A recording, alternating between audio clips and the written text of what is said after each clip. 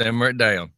Just Simmer it down. Back. Just hold back. Loud. Step so away. I was looking. What was last night? What was last night? The Angry American. So that means there was somebody doing a show before we did. Duh, yes. Okay, well then duh your ass right there and hold up. Hold up, swole up. All right, everybody. We're going to do this just to help piss off the 1% of America that wants to be D-Nuggets. So everybody hang tight for this next song that we're playing here. We'll be right back momentarily. See if you recognize it.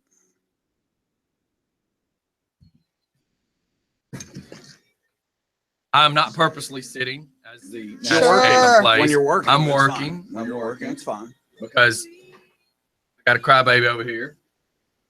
Oh, can't flick me off. You can't flick me off. Don't interrupt this. Oh, but you can. I'm working. Stand up already. Look, Ashley has her hand over her heart. Please stand up. I am standing up. Seriously? Sorry. We're playing the national anthem, everybody. Here we go.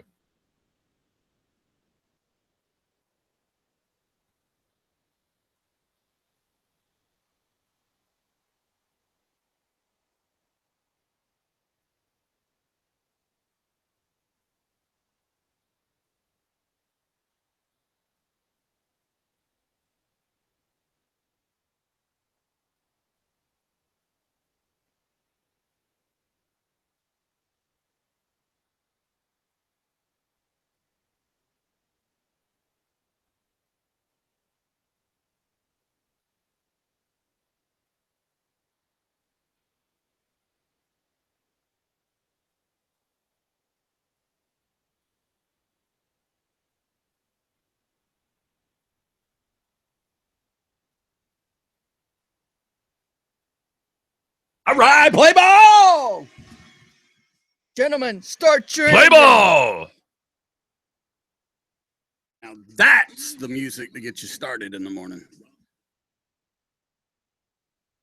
Are we at commercial?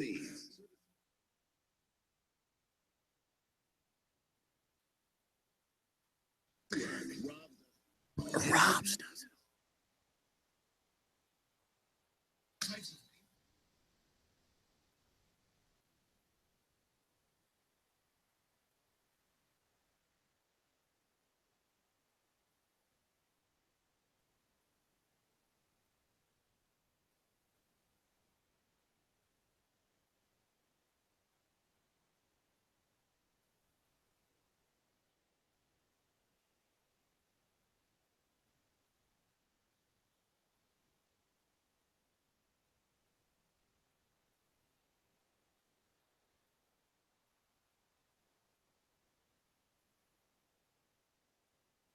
And good morning, ladies and gentlemen. Good morning.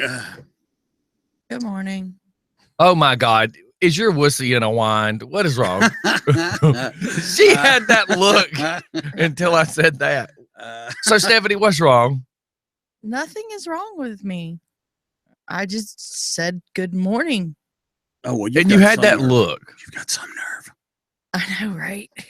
Are you just trying to have a peaceful protest and I'm giving you hell? Oh, let's have a peaceful protest. I got my gun. No, I want to go out there and destroy cars and catch them on fire. Yeah. And take baseball bats to the windshield. Burn this and mother flip down. Cars over. Were you watching Channel 2 this morning? I know you were busy with Ashley, but I loved it because they show the people take all these orange barrels to block the road off.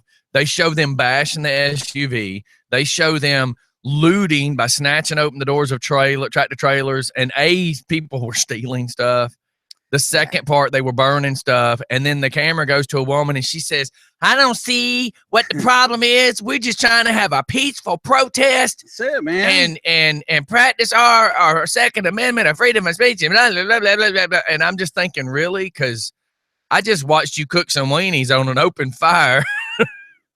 Yeah, that was not a peaceful protest, and it's hard to take you people seriously. Whoa, when you're doing hey, that. you can't say you Them people. protesters. That is so politically incorrect. What did you mean by UP? Yeah, explain What you did you mean? people. The protesters, the protesters, all the people that are protesting. Dumbasses.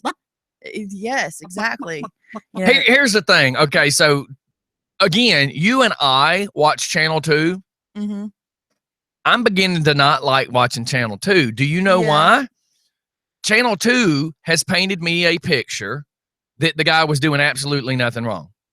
And the cops shot him because they said that he reached into his vehicle and they feared for their safety and they shot him. That's what Channel 2 is painting a picture of. Now, yeah, that he had a book instead of a gun. Right. Mike, what channel, excuse me, what news report did you listen to? I watch the world news, like One American News Network, or I watch Breitbart. Okay, so you're taking too long on that one. BBC, Reuters. Okay, so explain to all the listeners what a most likely, I have to say this, a real news report is, because Channel 2, WS screw B, me, is giving out false information. So let's hear what you're hearing. Well, on you're hearing it on multiple news. Yes. And what happens is somebody like me that just turns on Channel 2 and goes and gets our coffee and listens to all this is getting all the wrong information. He had a gun, and he kept going back and forth to his car. So what had happened was where did they have the information that stated there was a gun? I mean, it's on video. So there's body cam. So you mean there's video footage of this man having a gun? How dare WSB paint an image that the guy was doing nothing wrong? He went back to his car. He was told to get out of his car. He didn't want to get out of his car. When he got out of his car, he got out of his car in an extremely aggressive manner. And it's all on video. Yeah. It's just great how the news media, the big media, stirs the pot. And just like CNN, the Clinton News Network, they manipulate society. WSB's top portion of that story was that he was a father of 7. So whenever I'm watching the news, so right now it's not man with gun. Right. Yeah. Frightens police officers. Police officers have to do what they have to do to protect themselves. Right now it's the Brady Bunch was stopped in a minivan. Yeah. Now the other guy, they say he didn't have anything in his hands. Here's and that body cam, he was a lovely lady. That was a little etchy there. I mean, they tased him, then they shot him, and then the officer, which I don't believe officers should talk in that trauma, because they say really stupid things. This guy said, "I don't know why I shot him." That's not an answer. He has no business talking until after talking to his union rep, by the way, and a psychiatrist. Yeah, because I mean, killing someone. Here's the other thing. I didn't know it was a black officer. Yeah, I heard from the beginning that it was a black. Yeah, officer. well, that's not what they said this morning. That's what I'm getting at. Like halfway through the report, you start hearing that it was not a white officer. They never just started all black officer shot a black suspect. They never said that. Right. I love how they twist it. Well, I think, somebody the editor, producer, whoever makes these stories, I think they kind of cultivate it for what we're talking about, because right now, well, they want to keep you hanging. Yeah. Right now, it's like a cocaine dude. I'm going to give you a sniff because I want you to come back for more. Yeah. I mean, look what they were doing as far as, okay, so the black officer shot the black guy, okay, that we're talking about here. They started rioting almost immediately. How does that happen? I understand social media, and believe me, in third world countries, it happens. I got Raven's Renovation saying we should go get the video and carry it down to WSB so they can see it. Oh, I'm sure they have it. Fox 5, dude. So that's what I'm being told I need to start watching. Okay. I'm going to have to do something because every time that Mike comes in with a story and me and Stephanie get all cocky, like, we heard the story, that's not correct. And he's like, well, I watched Fox 5 this morning and I got the right news. Or I watched somebody else and got the right news. It seems like every time me and Stephanie I had the news. Tell what we believe is the truth is WSB's skewed version, if you will. Well, I had the information on the pipeline like 2 days, because remember I put it on the message board and you guys were like, what are you talking about? What are you talking about? And I said, well, I got a reliable source that says this happens. You guys go fill up your tanks. Then the next day we didn't hear anything about it, so I didn't talk about it in case it was a bad story. And then bam, no gas everywhere. So it's kind of weird, isn't it? Why wouldn't local media, like Doraville is a big hub for fuel. You know that. I know. That's where all my buddies deliver out of. Yeah. Okay. And one of my buddies actually work at a plant. That's the guy that was sending me information.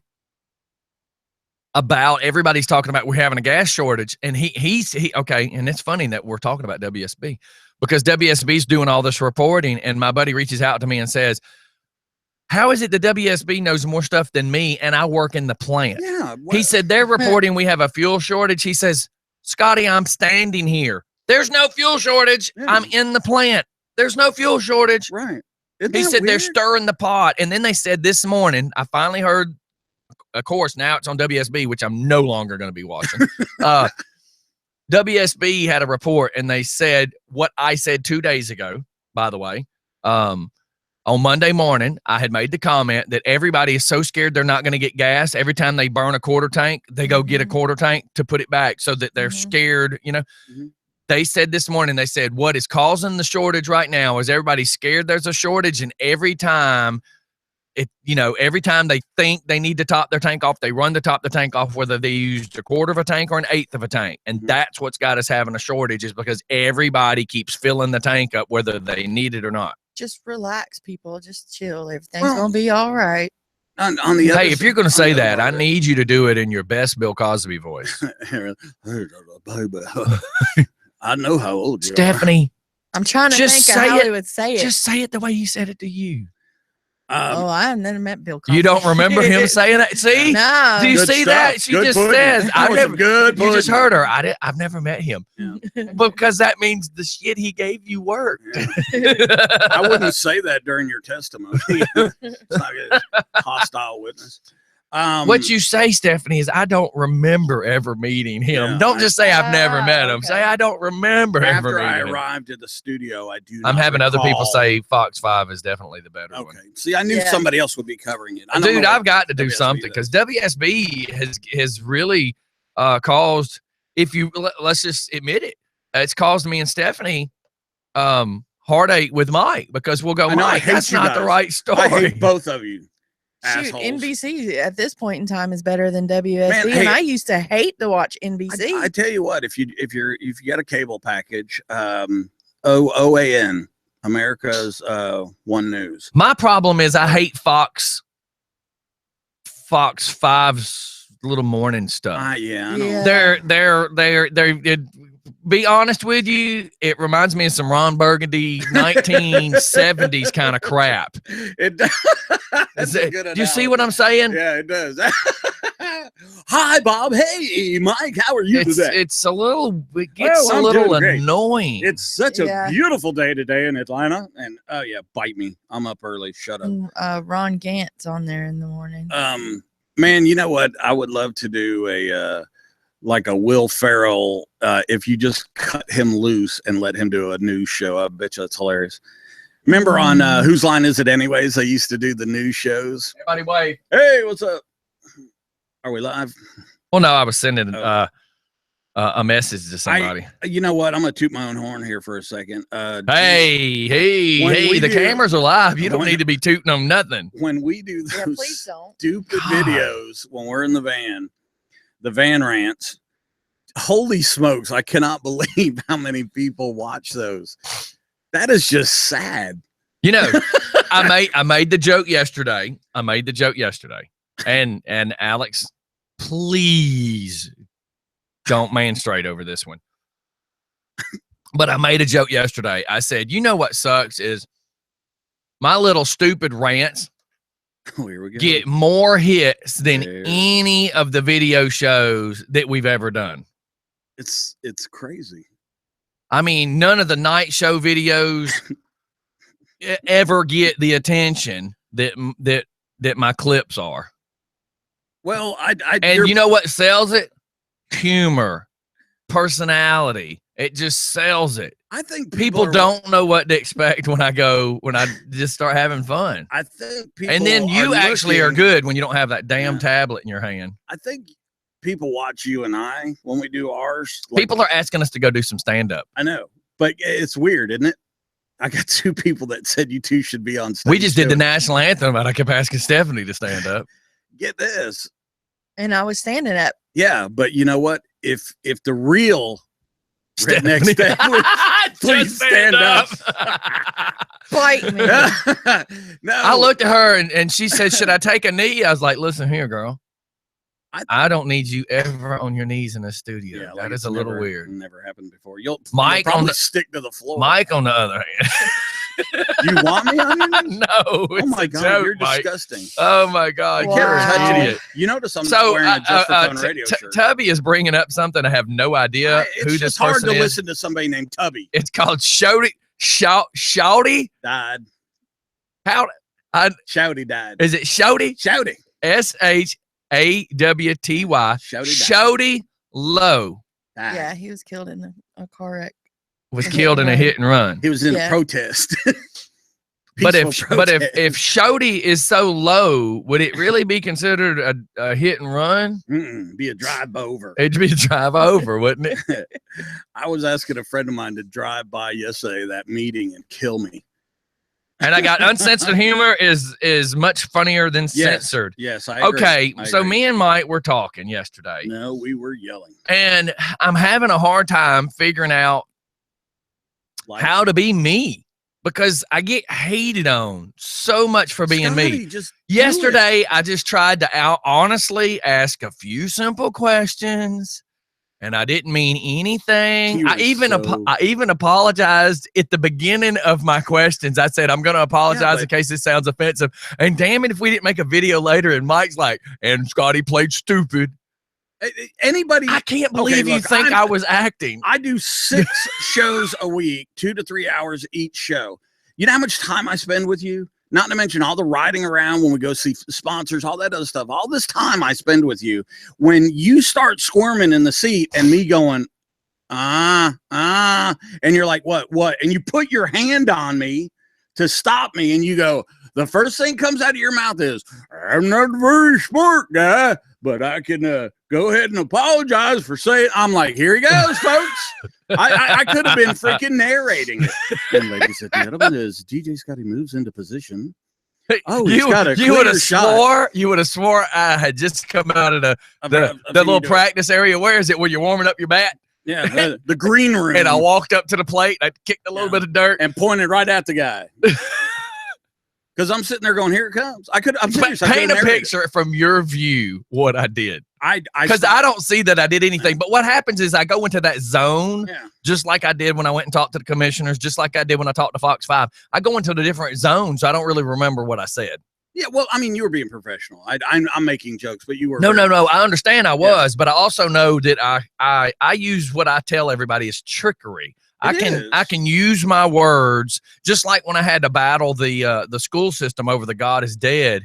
I used their own words against them. Like they kept trying to bitch at me and tell me what the rules are. Well, then they screwed it up. They screwed the pooch, right? And not up at the pampered puppy. They screwed the pooch, and they told me all the rules. And then I turned around and used their own rules against them, and it pissed them off. Nobody likes because that. Every time they told me the rules, I would re-quote their rules to them and show where they're fighting their own rules. Okay, so to kind of give a little example of why you said it sounds like I played them. Well, first of all, when they wait a minute, one second, and I do want to go there. Richard Archer just basically called us the fat guy and the skinny guy. So I'm the skinny guy? You're the fat guy. The new Abbott and Costello. Okay, go ahead. So where's our manager? Where's our manager? Who's our manager? No, who's on first? So little Richard says you're squirming in your seat. That's funny to know that, you're adjusting your unmentionables. No, that wasn't it. Scotty was doing that all day, by the way. Okay, so go for it. Explain. Okay. Well, I love it because Mike just bust me out on video like, and Scotty started playing stupid. Well, I mean, they're going around the room announcing, who they are and what they do and all that other stuff. Now, you have to understand, there was a senator there. Well, everybody was telling what company they represented, and I didn't. Yeah. I introduced myself as a person. You introduced yourself because as I was going for the jugular later. Right. You introduced yourself as a homeowner that had inherited a home here on Underwood. And my family had been here since the 80s. So it came around to me first, and I wasn't standing up. So he said, I got it. So he stood up. He says his part. And I was last, by the way. I made sure I waited to go last. And we don't sit with everybody. That way, it's not like we're picking a side, right? That's right. Okay. That, and we were trying to get close to an air conditioning vent. I was going to say that. I thought I was going to see Kathy Lee Gifford and some Taiwan kids walk by making some purses. Why can't they use air conditioning at these meetings? It's killing me. They just waited too long to turn it on. Well, it's nothing personal, you guys. The gentleman that we were talking to or was running the meeting was a Department of Transportation head, basically, is what it is. Makes all the decisions for the budgeting and the accomplishment, not to mention the planning of transportation issues in our county. Well, after a few minutes of discussion, Scotty was took the floor, and he basically just kind of reiterated that. I think that's an important word to use here. Scotty reiterated what this man had been talking about for the last hour, and the guy was shaking his head, nodding his head in acknowledgement. All the old folks that were suffering from Parkinson's were agreeing with Scotty, and so then it gets to a point where he goes, "All right, well, I don't want to, he apologized basically in advance." And then he said, "So what you're saying is that nothing will be accomplished in this county until 2020. Now, nobody had said it this way. You see what I'm saying? Even the guy didn't say it that way. Scotty just kind of put together. Well, the way he said it, he didn't even he wasn't very clear about it. Yeah, he was spreading the frosting. And then the other gentleman lives over here, he was so mad he was walking around. I mean, he couldn't sit still. And so then, soon as Scotty said, "So what you're saying is nothing is going to be accomplished or started in this county until 2020." The guy's north and south acknowledgement went to east and west acknowledgement, north and south, east and west, and then the dumbest answer I've ever heard. "Well, I don't have an answer for that." And that's when I'm sitting there going, "Hit him again, Scotty. It's just like when you shot a torpedo." Isn't that called the rubber dope? Yeah. Well, no. When you shoot a torpedo into a ship and it's sinking, you hit it again. Yeah. Okay. And that's what I thought you were going to do. But you were being a gentleman. Tap. Yeah. Well, I was still trying to. You noticed that I kept it as a personal and as a citizen. A citizen. Yeah. And until later, right, that I brought up the radio station. Right. And it was just because I need you to addressing me as my citizen, because as a radio station, you owe me no answers. As a citizen, you owe me an answer. Right. So as long as I'm addressing you as a citizen, you have to have a conversation with me. And I think it was I think it worked out best that I was just quiet, just sitting there. A lot of people were looking over. Yeah, at but us. You're a citizen of this county. I know. You had a right to ask these questions. But I think the best thing about it is we didn't stand out for being the fat guy and skinny guy. None of the jokes. But I left. I rode with Scotty, but I left because, well, I hate to admit crap like this. I really do, because I just hate it. Everybody wanted to talk to Scotty. Scotty was surrounded by all these old people. Why you got to call them old? Because they had Parkinson's. You shut up. That is not who I ended up standing there talking to now, was it? No, a lot of people wanted to talk to Scotty. I left. Then Scotty yells at me. Even people that don't like me. Yeah, wanted to stand and talk to me. Well, I mean, for instance, a gentleman that got in an argument over the phone with me about a year ago. He left such a bad taste in your mouth. Yes. Wow. If his name would have been Monica, Oh, we got to talk about that. Hold, please. So, but he even walked up to me and said, "Well, how come they won't put speed bumps in?" And I thought, for the guy that just doesn't like me, he understood what I was getting at. Does that make sense? Yeah. Like, the guy basically in his own mind said, no matter whether I like this guy's character as a person or not, I agree with everything he just said. So he walks up to me, and as he was opening the trash can, he actually said, "Hey, if you would like to go ahead and put your stuff in." So I'm thinking, okay, that's kind of cool. He's being nice, even though he doesn't care for me. As a person, he may think I'm an okay person, but as on business levels, his business and my business does not agree with each other because of what we do for a living. The point I'm making is he was willing to put aside our differences because he understood my point was so valid. It was to the direct point of valid. And what was great, and Mike's still not really grasping it. No, he hasn't pointed this out. Oh, okay. Well, I can only pat you on the back so much. because I use everybody's words against them, you do notice that they're talking to the state representative of the DOT. Right. Okay. 138, state highway. Okay. Georgia 20, Yeah. state highway. Yeah. Salem Road is a state highway because Yeah. it's 162. Yeah. Underwood Road is a county road. Yeah. Okay. So we had people saying stuff about a speed bump. The DOT guy says, yeah, why won't they put a speed bump in? So I just had a state representative say it in front of 20 people in a room. Oh Yeah, yeah. I mean, it was brought up. No. Do you Yeah. see what I just had happen? Yeah. What did I have happen? The guy that they said is the guy that's the representative of the company that they said would not put speed humps in there just backed you. No, not a company.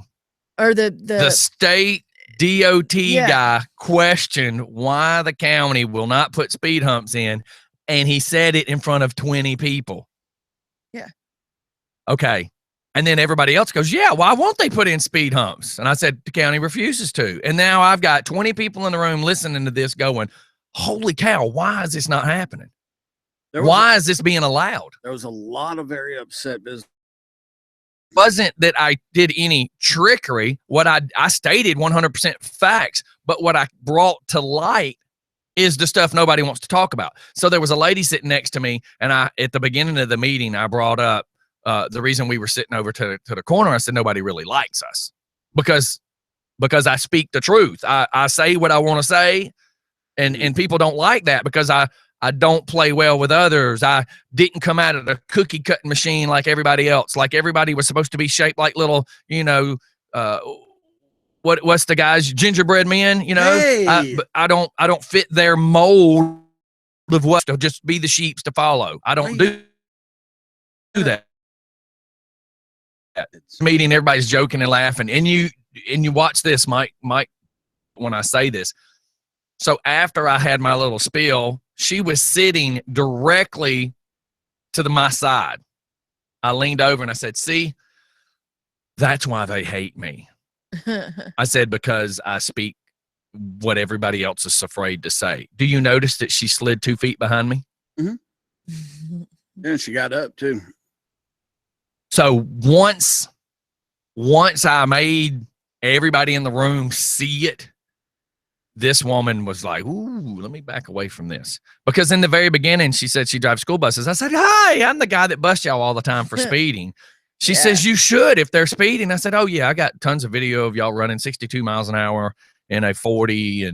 And she's like, man, that is awesome. I'm not one of them. So do you do that? Well, what's funny is after I brought up facts that stuff is it's not happening right, because here's the thing. Everybody forget about me being the funny guy for a second. Let me show you what I did. Mr. DOT guy, can I ask you a simple question?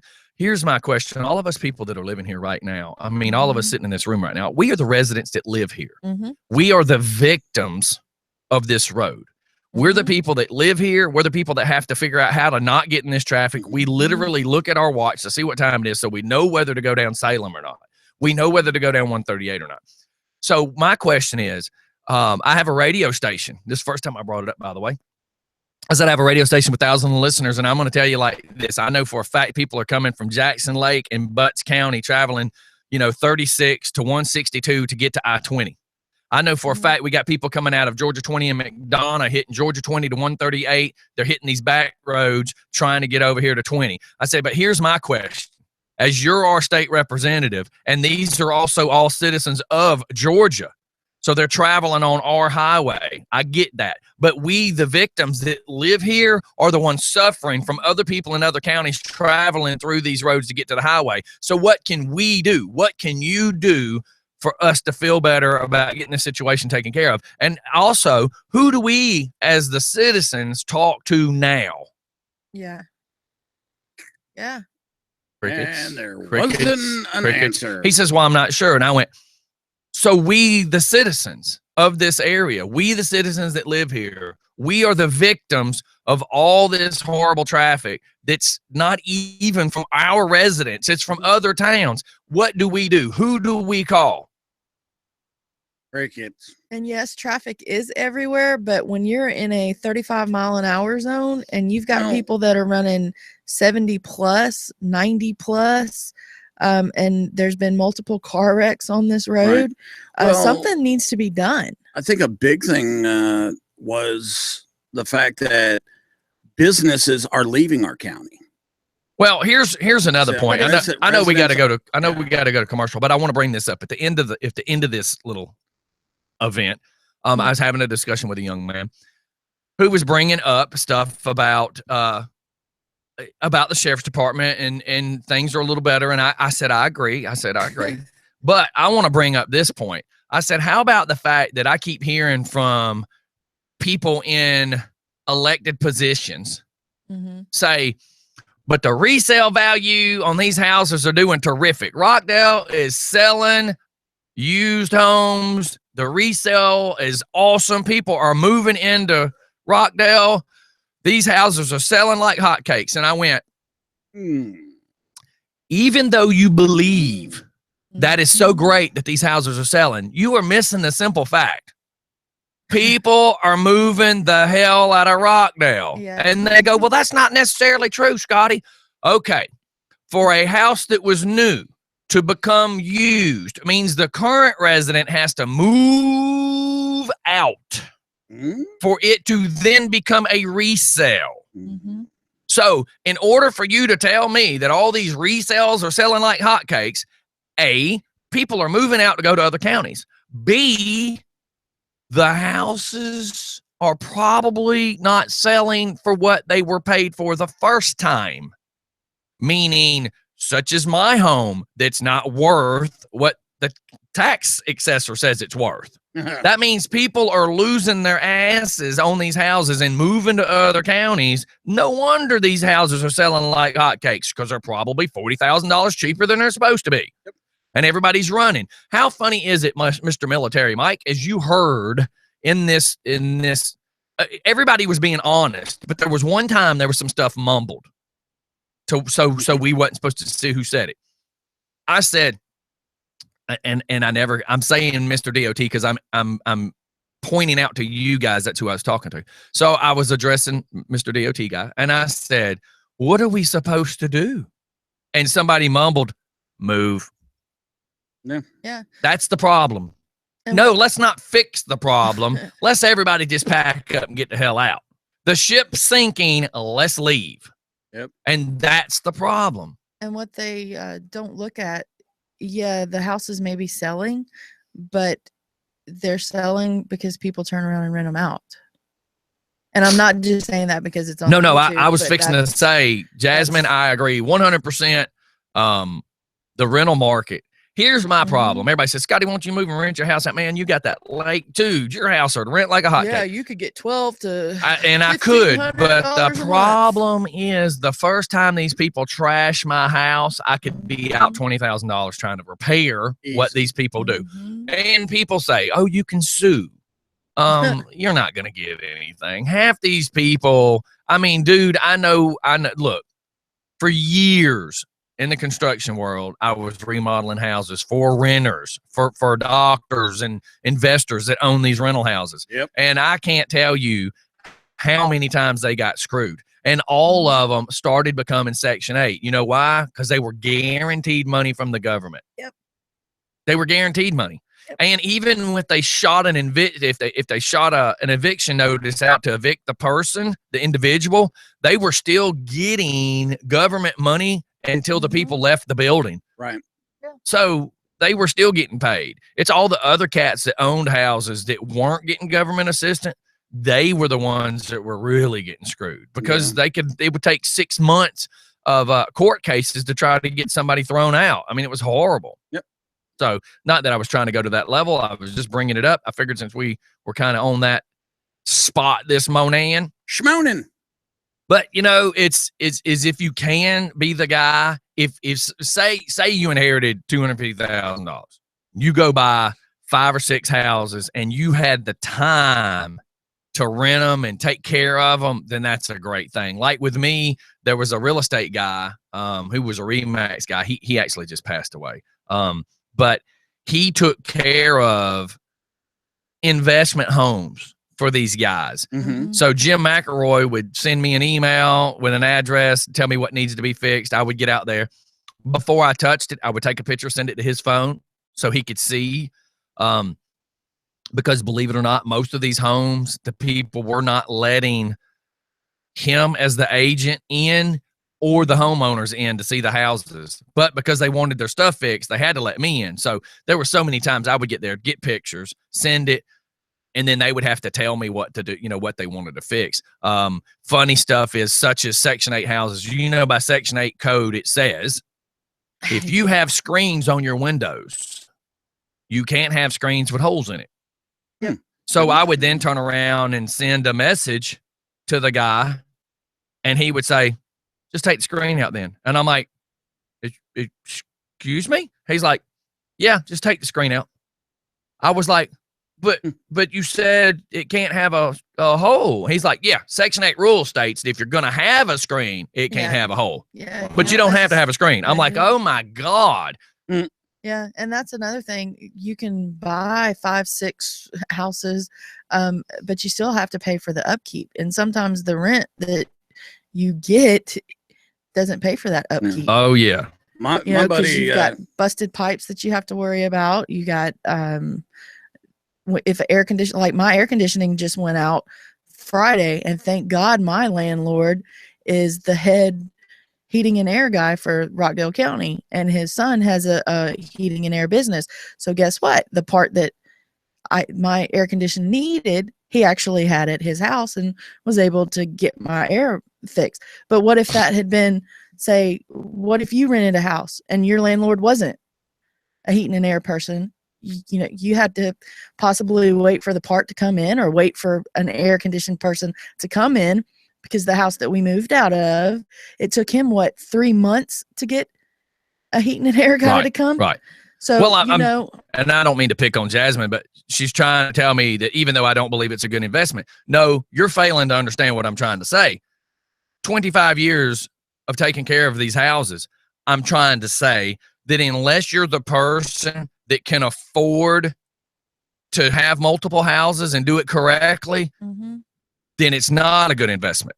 Did you see what I'm trying to say? If you're that person that can do that, terrific. But if you're not, I know a couple of guys that thought that was what they were going to do, and they went and sank money into getting one house, and they lost their ass because they didn't have what it takes to do this. So I'm not saying it's a bad investment. What I'm trying to say is, if you're not that person that can pull it off, I mean, it's just like I'm a commercial electrician. You know how many people that have tried to do electrical work that don't know what the hell they're doing? It's just like, do you know how many people go out and buy karaoke crap and think they're a karaoke person?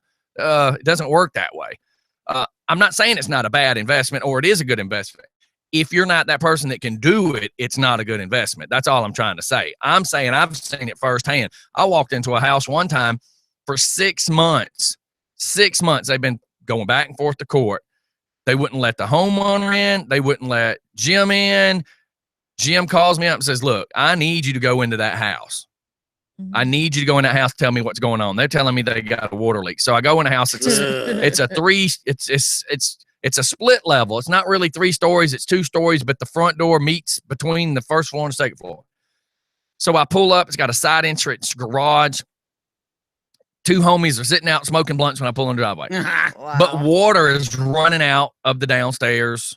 They're sitting in this water running by. Yeah. So I walk in. As I walk in from the 2-car garage into the area that would be a downstairs foyer, if you want to call it that. It's the bottom of the steps. It's got a wash machine, a dryer, a bathroom, linoleum. Then you walk straight past the stairs and the bathroom door. It was carpet. It was 2 inches underwater. All the sofas, thank God there was legs on the sofas that kept the sofas out of water. Squishy. So I turned to go towards the bathroom that's set up for that bedroom, and the water's overflowing out of the toilet. And what they're telling me is their little boy, or in this case, these 2 cats were saying their little nephew, have been flushing G.I. Joe figures or something down in the toilet. Well, the problem is it left the downstairs toilet and went out to the septic tank. But the problem, they had still been using upstairs, the dishwasher, the showers, and the toilets. So every time you took a poop upstairs and flushed it, where did it go? To the downstairs toilet, then on the floor of the downstairs, on the very couches they were sleeping and walking through. So I finally get to go upstairs because they start talking about the cabinets falling off the wall. And let me tell you, the cabinets were falling off the wall. It was insane.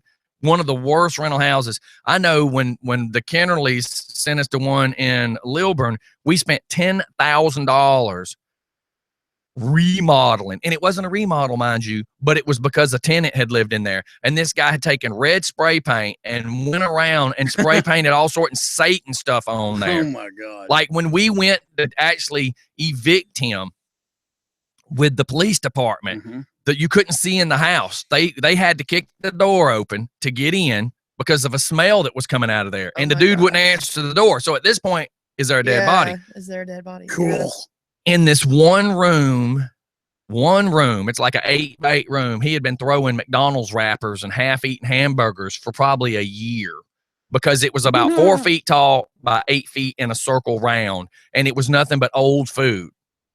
Like hot dogs he had bought from a convenience store and left one bite and threw it on the pile, and this was in one of the rooms. Cool. So needless to say, with crayon red spray paint, we had to kills all those walls multiple times before we could ever put paint on them. Yeah, definitely. Trim had been ripped off, which meant new trim, new primer, new paint, new caulking. Light fixtures ripped out of the ceiling and broke the sheetrock, which meant new electrical boxes, meant new wiring, new sheetrock, new primer, new caulking, new paint, new sheetrock. I mean, dude, 10 grand was blown just to remodel the house to make it back to a renter's standard. That's what I'm trying to get is if you are a person that can pull that off, man, that's terrific. But if you're a struggling person like me, I can't afford to go do rental houses because the first time they tore my houses up, I'd be screwed. Yeah, because you can. I was just going to say, too, you kind of got to, if you're going to do that, like my friend Larry does it, he's a handyman.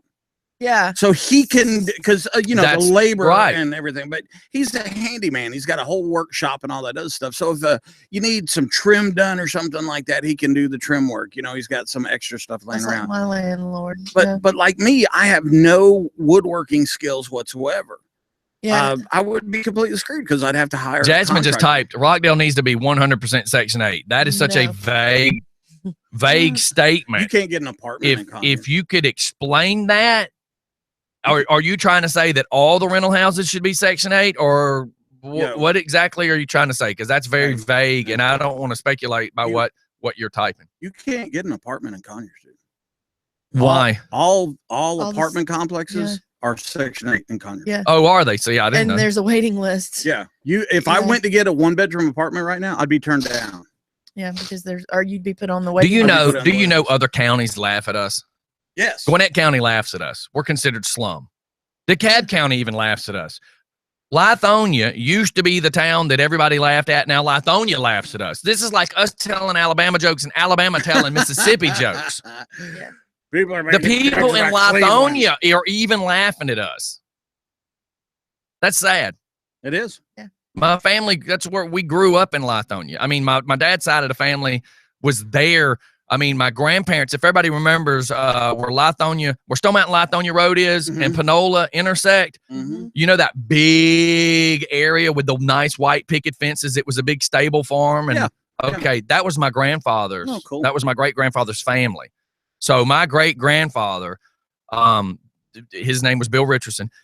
His family farmed all that. And then his parents died.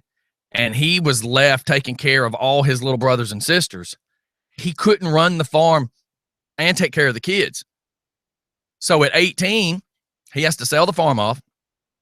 They moved into Lithonia, and he had to jump on the train and go back and forth to work at the steel mill in Atlanta, which now is whatever that big shopping center is down the street from Tech. But that used to be the big steel mill. So my grandfather traveled that every day to take care of his family. Wow. That's Lithonia was that town, just like Porterdale. Covington was not the town. Porterdale was. The mill is what took care of Newton County back when it first started. Yeah, my friend Jesse that I've known my whole life, his grandparents met working at the mill. Right there in Porterdale. Isn't that cool? All right, you guys, we're gonna shoot off to commercial. I farted, by the way. Yeah, thanks. We really need that. I was just trying to, you know. Yeah, thanks. Put that. That was great. I was just trying to, you know, release some of the tension in the room. Or at least on me. Okay, so we got Jasmine saying it's the new DeKalb County, which, you know, people call this clay cob or clay cab. Clay cab. Is that what it is? Yeah. I've never heard that before. Clayton County and DeKalb County mixed together. Really? You've never heard that? No, I sure haven't. I would put a wall around Rockdale and make it a prison like in the movie Escape from New York. Well, it's kind of funny because I've made that joke too. Oh, maybe not quite the same, but I do compare a lot of stuff. Terrible. I compare a lot of stuff to Escape from New York. That's so terrible. Oh man, it is what it is. You know, we love this place. We just want it back like it was. Yeah. And you know, I take offense. I take offense. I am offended when I tell people that we want it back like Mayberry, and everybody goes, "We don't need it white and racist." Mayberry was not racist at the time that it was filmed. A lot of black folks wasn't doing TV. Get the front door over yourself. What I want is the fact that I didn't have to worry about people kicking in my doors, breaking in my house every day. I didn't want to have to worry about, is my security lights on bright enough so I don't have to worry about anybody trying to break in my wife's car. You know, that's the kind of stuff that I'm talking about. Yeah. So, all right, everybody, let's shoot off to commercial. We'll be right back. It's just fun in the morning. I want to do a protest. What are you going to protest? Protest. Look at this, where I just hit my finger and a piece of that laminate just went right under my fingernail. Oh! Oh! Holy cow, dude. I can't believe that little piece of laminate. I hope it didn't break off. Oh, yeah, there's black under it.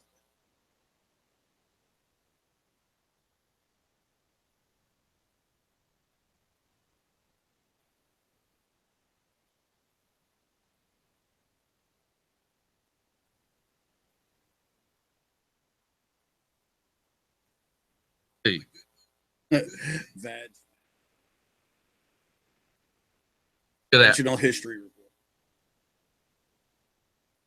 Just because I hit that edge. Look right there. Yeah. Finger torture. I can't believe it broke off like that.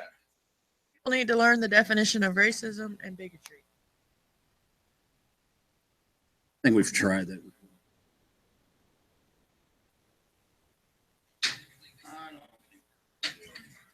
They won't. They'd have nothing to bitch about.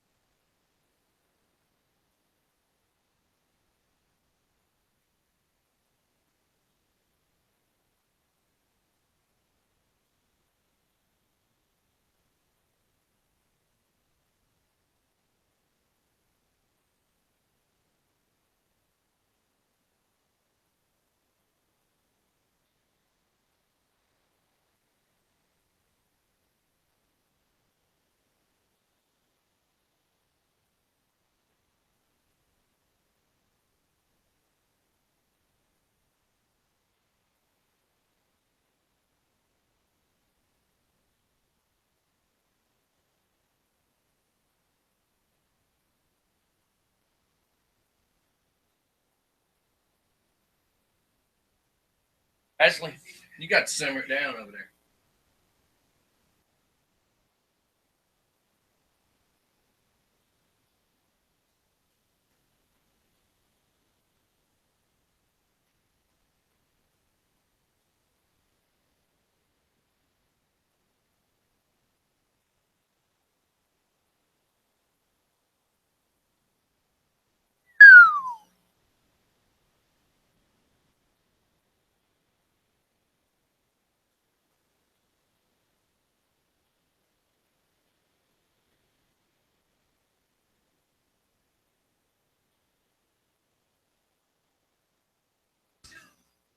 Got a prank.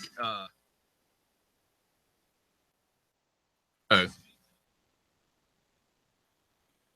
Yep.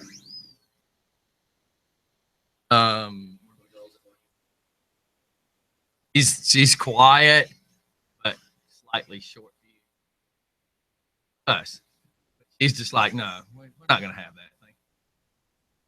We need to say that you've been cutting, been doing grooming at the CDC for the last 4 years.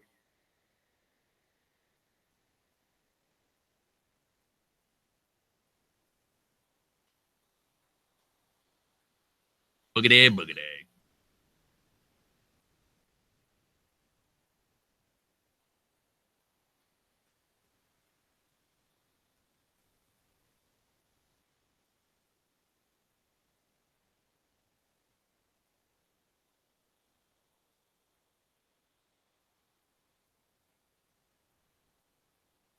That's why I tell everybody in my house I don't like squared corners.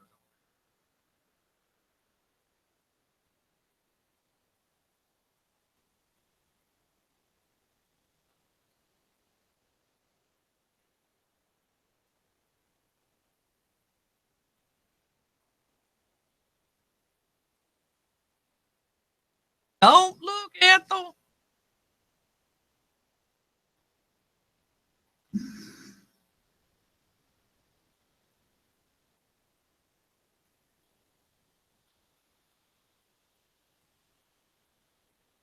Oh my God, you're watching that stupid woman video. She even throws something at her kids.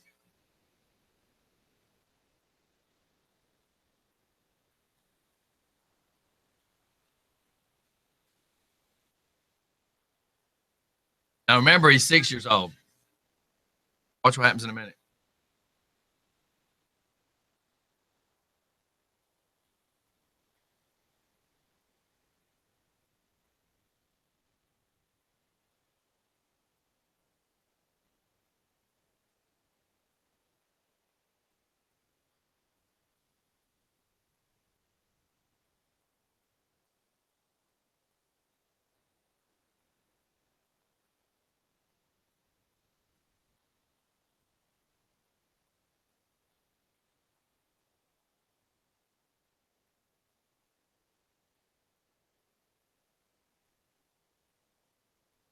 And it's the most ghetto, fabulous thing you've ever seen, but it just shows ignorance.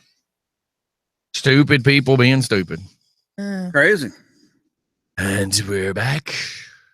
So, you know, Mike, if everybody didn't, whoever, let me word it that way, whoever has not witnessed, bared witnessed, has not watched the videos from yesterday, we did what the hell and a what the hell too. Yeah, I guess. And hey. Those videos were awesome. That is the mic that we brought on to Just for Fun Radio. This guy that's sitting here playing on his iPad, I have no idea who he is, but the guy on video is awesomely funny. That is the guy that I want on the morning show. He's sexy too.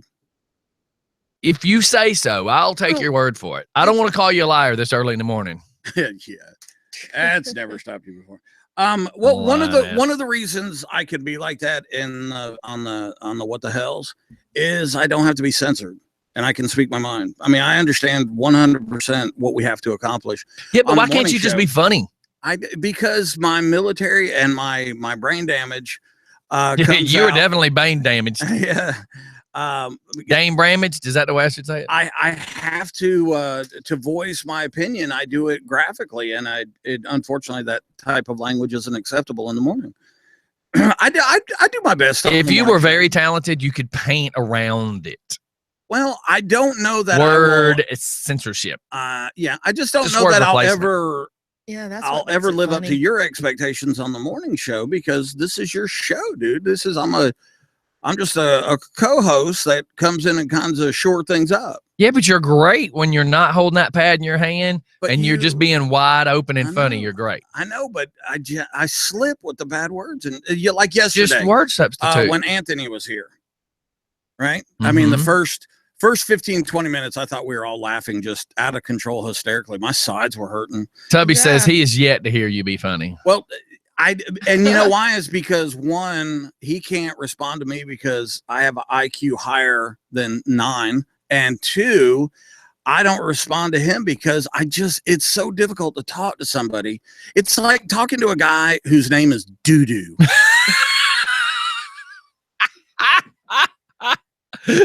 Okay, so I want you.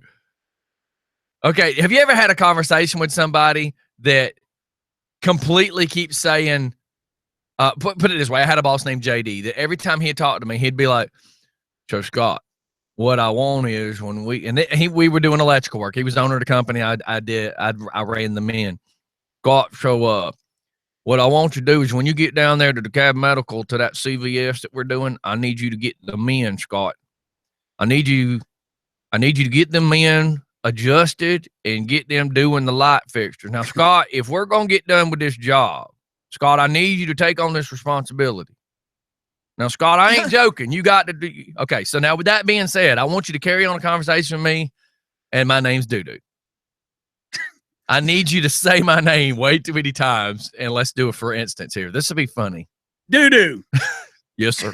Dude, come here, Doo-Doo. Yes, sir. God. Doo-Doo, let me ask you a question. Why don't you have your name tag on?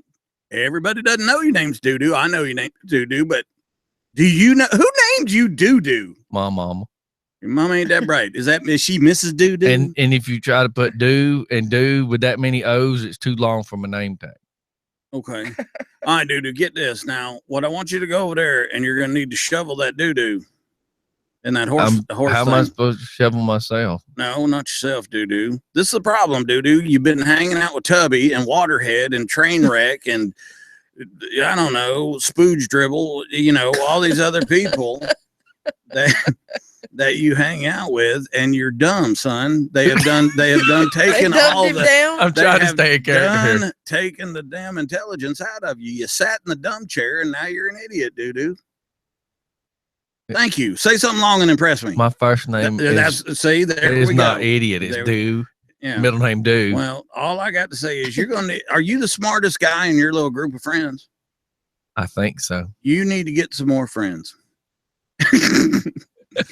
Because y'all ain't like Cher and Prince, these one-word names. Who the hell walks? Do is 2 words. Listen, Doo-Doo. This is what I want you to think of, son. This is what I want to think of. You're receiving an award from the Electricians Brotherhood, right?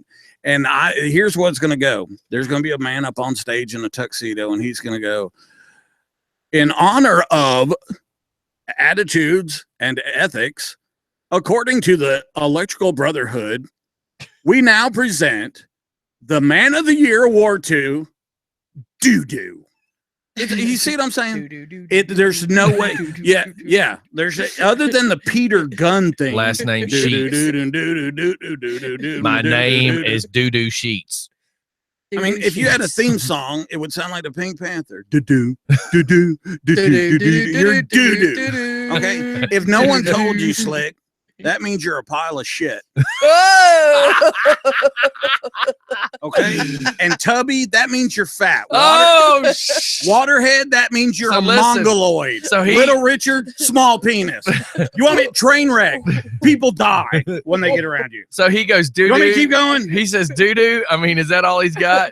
He says, at least I can breathe without snoring. Okay. Yeah. So maybe the girl you married her nickname is sleep apnea. I don't know. Jeez.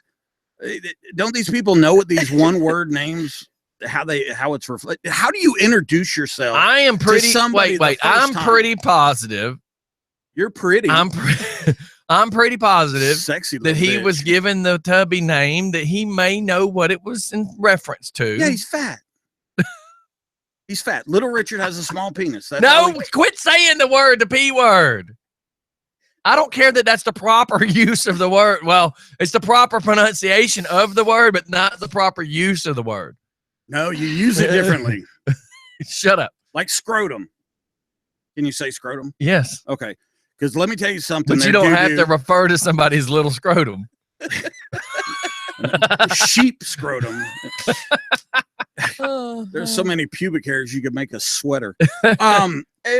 Yesterday, not bad. Yesterday, Doo-Doo, everywhere we went, you were readjusting your scrotum. I can't help it right now. I have an inflamed testicle. Can we use the word testicle? That's the well. I would say no. It sounds better than saying nut. You can't say nut. Yeah, nut, honey. Did you have nuts in your shake? No. You have nuts on your chin? No. Did you have nuts on your ice cream? No. Nuts on your chin, didn't you? No. You know what that means? Had cookies and cream for lunch. Had Little Richard. Wait a minute. That even sounds bad now that Little Richard's back. I just said I had cookie and cream for lunch. Yeah. Did you see that video I sent you about the woman who was stealing the cookie dough? No. And she put it up her No, but I did read that the other day. Yeah. And it exploded. What? Yeah, she was stealing stuff and she was putting it up her. Yeah, I got that part, but her secret compartment. I just got that tub of lard is calling me fat. Okay, hold on, wait. Who's that? Who's that? Who's saying that? Who do you think it is? Tubby? Yeah. Okay, yeah, that's true. I may be heavier than you, but that doesn't mean I'm like, and hey man, my name's 4X. Well, I mean, Little Richard says Mike's taint is located between his nose and his lip. Well, that's where you like to kiss me, Little Richard. So hey, you're playing. So this show went to the dogs. Well, no, because your dog even has a dumb name, Bella. Bella is lunar. It's blue, and your dog is black. Her name is Carbella. Okay, see that? Why would you name your dog after Italian pasta? That's what the breeder had named her.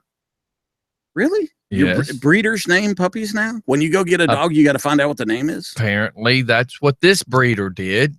That dog is like a doorstop. That's what I would call. If that was my dog, I'd call her doorstop.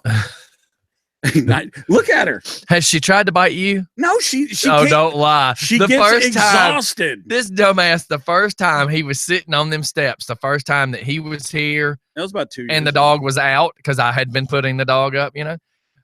He stood up from the steps, or he moved too fast or something, and she went from this end of the table in his face to the point it scared his Yeah, ass. she took a snip at me. It scared him because at the time he was sitting on the steps, and he was almost eye to eye with her at that point. So it was a little nervous. And you know what I said to her?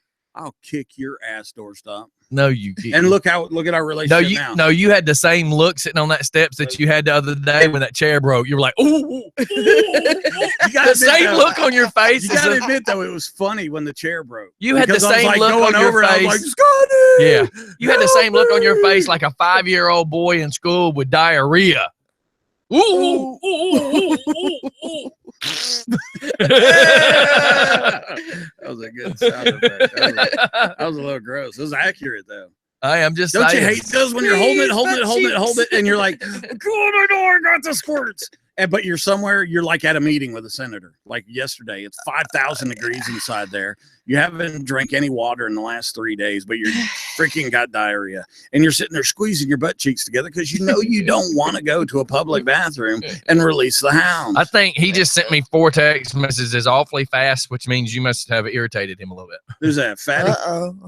So, what else we got going on this morning? No, I was trying to clear the air. What else we got this morning? See, that all your friends have one word names. Nobody said that. Doo-doo. No, doo-doo was a joke. Fathead. That was a joke. What else you got? Butt sniffer. Hello. So Angelina filed for divorce. Is this the biggest joke ever? Yeah. I thought they've only been married 2 years. Well, they've been together since 08 or 09. When he bumped off on Jennifer, man. Yeah. 06. And then they had 6 kids. You know what the rumor really is? They're trying to say 6 kids in 5 years. He must have cheated. Well, I mean, Angelina was hot. She's not now. No. If he was going to cheat, maybe he ran back to Jennifer because she's definitely got it going on. Oh, yeah.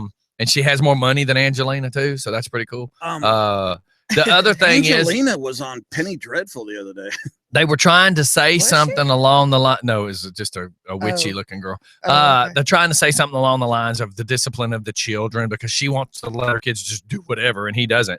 But other rumors are being said that it's because she is pro Obama and he is pro Obama and she's not. So the rumors are that she's pro Obama, he's not.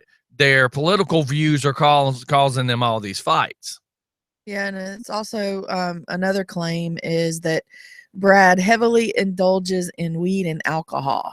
Well, he does hang out with the guys from Jackass, so what does that tell you? Yeah. And weed and alcohol, I mean, come on. If used correctly.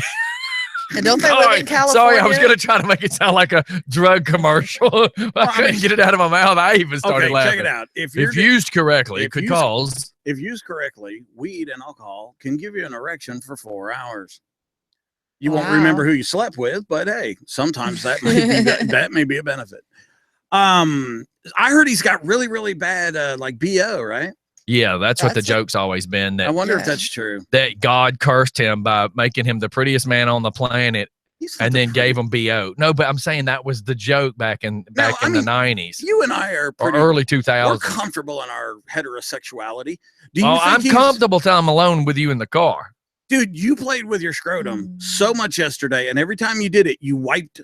I have to adjust. I know, but you had to wipe your hand on my shoulder. Well, it was all on video. It was hilarious. I will never wear that shirt again. You know hilarious. Why? The bleach burned holes. And then when I tried to act like I was wiping your face, you tried licking my fingers, dude. You were a little sick in that video. Well, I got a little turned on. I'm sorry. Okay, so anyhow. Okay, wait. Do you think Brad Pitt is a handsome man? Hey, he might have had his day once. Yeah, Why can't you just answer a question? Do you? Yes or no, sir? I believe when he had his long hair and was the younger Brad Pitt, he was a good-looking guy. Well, we're all better looking when we're younger. I mean, he's still attractive. Do you really think he's attractive? You know what? I don't think the guy's attractive. That's just me. I don't think the guy's attractive. But you also believe you are. No. You know Ray Donovan? Roy Donovan? Ray Donovan. Ray Donovan. See, I think that guy's good looking. His character is what makes him. I think that's that's the thing, is a lot of the characters that these people play is what makes people attracted to them. Yeah, absolutely. I mean, you know, a lot of these people, for instance, everybody liked the guy Jax from Son of Anarchy until they hear him talk in real life. Yeah, and he's an idiot. I mean, he's just doing. You know what I mean? His character is what made people like him, because when you hear him in real life, you go, "Oh my God!" Now, look, he's dumb as. I think we've all been around bikers too, and let's be honest, a biker club a motorcycle club that badass, they would have killed him day one. Look, he's such a flakeoid, man. Highway Jack says any dude that cheats on Jennifer Aniston is a fool. He said I could put up with any stupid from her. Anything. She could fart in bed. She could Dutch oven. Okay. So how about this? Let's get a general survey of men. So Angelina Jolie is worth 150 million. Okay. Net worth. Yeah. She started off in movies getting naked. Yeah, definitely. Jennifer Aniston has never. Jennifer Aniston worth 180 million and has never got naked. Real close in but she hasn't. She didn't have to get where she's at. So here's I got. So here's the question. I need to pull out my gun. What happens in 5 to no? That's Bobby coming in from KMT. Okay. And thank God we have KMT systems. We're able to actually watch him walk around the house. How about a good plug for that? So, but how about the day that she decides to? Yeah. I mean, she'll get paid. They're talking about Angelina gets paid anywhere between 5 to 10 to 20 million a flick. What do you think is going to happen to Jennifer Aniston the first time she decides to go ahead and? In Horrible Bosses, she's in those little panties, and it made every guy in the whole theater go, "Oh my God!" Oh, I know, because that whole Friends Jennifer Aniston look changed completely in Horrible Bosses. Now look, we got to shoot off the commercial. Everybody, we got Bobby from KMT coming in. Everybody, hang tight. We'll be right back. Deuces. And what was that other one? I gotta lock that dog the stripper. Up. Come on. Oh my God. The Millers. Come on. Yeah, we are the Millers, or we're the Millers, or I'm whatever. moving, dude. Bella. Come on. She's mad at me this morning because I had to make her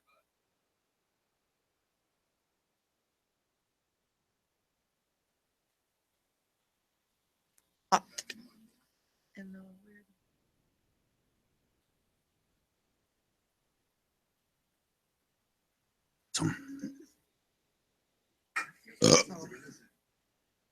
Locking up the dog. We'll be there in a second. Lou says that Brad Pitt was in Thelma and Louise. He was. And Gina Davis is the one who said he had Oh, wow. That was like his first. I love that. Instead of wanting to go up to the door, I didn't. Microphone's on, you just scream.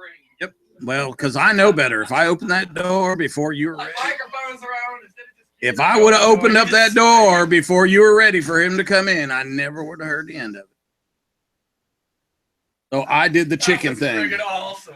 I'm putting up the dog, hearing him scream. You open up that dog. You open up the door before that dog. Good. How are you? Really like to get you to come out to my church.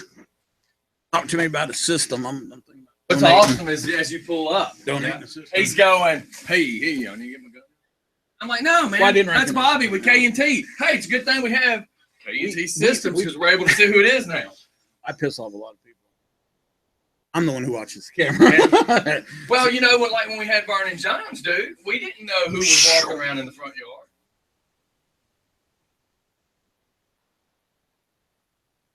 Oh, because there's people that I'm not going to say it and it sound negative. I don't want it to sound negative, but there's people when it comes to Vernon Jones that love Vernon Jones, and there's other people that don't. Exactly. So, you know, I didn't know the day that I get this text message. There's people walking around in my front yard, and look, they parked in the open area, but we're walking around where the front of your wheels are, and they were just kind of like this. But we didn't realize they were like messing with a phone. But my neighbor that lives, you can't see, but right over the bed of your truck, she can see everything in the front of my house. Like, you know this, but there's people walking around in your front yard. Yeah. At the time, she didn't know the cameras were just in. You know? Did Bella squeeze one out? Losing it, dude.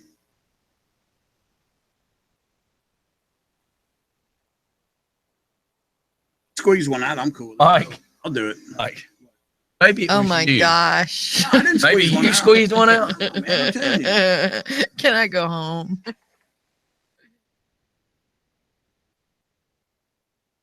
I'm telling you, man. I only help when we have female good.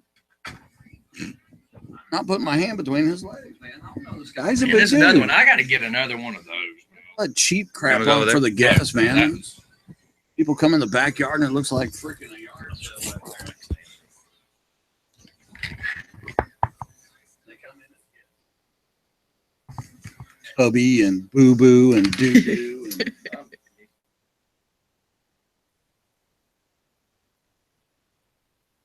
You just keep it with you. Sorry for all the Mike.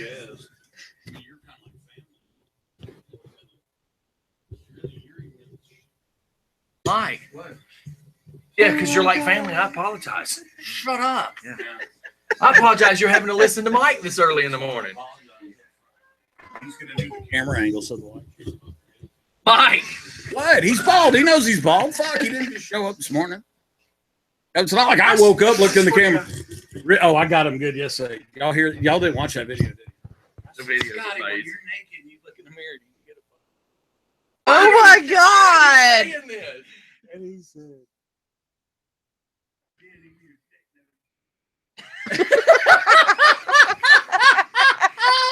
that was good. We died laughing. I think people watch us to see if we wreck because there's about 2 times. Just one time he almost hit the wall over by Dairy Queen because he was laughing so hard. And then people do watch though because they're like, I don't know what the hell they're gonna say next. Did you see how many views? Dude, we got like 180 views in 6 minutes. Yeah, It's I was just like, laughing so holy freaking cow, hard. I'm like, don't you people have anything to do? Look, this also is lighter than that one. It's not tipping over or nothing. I slide yourself over just a little bit.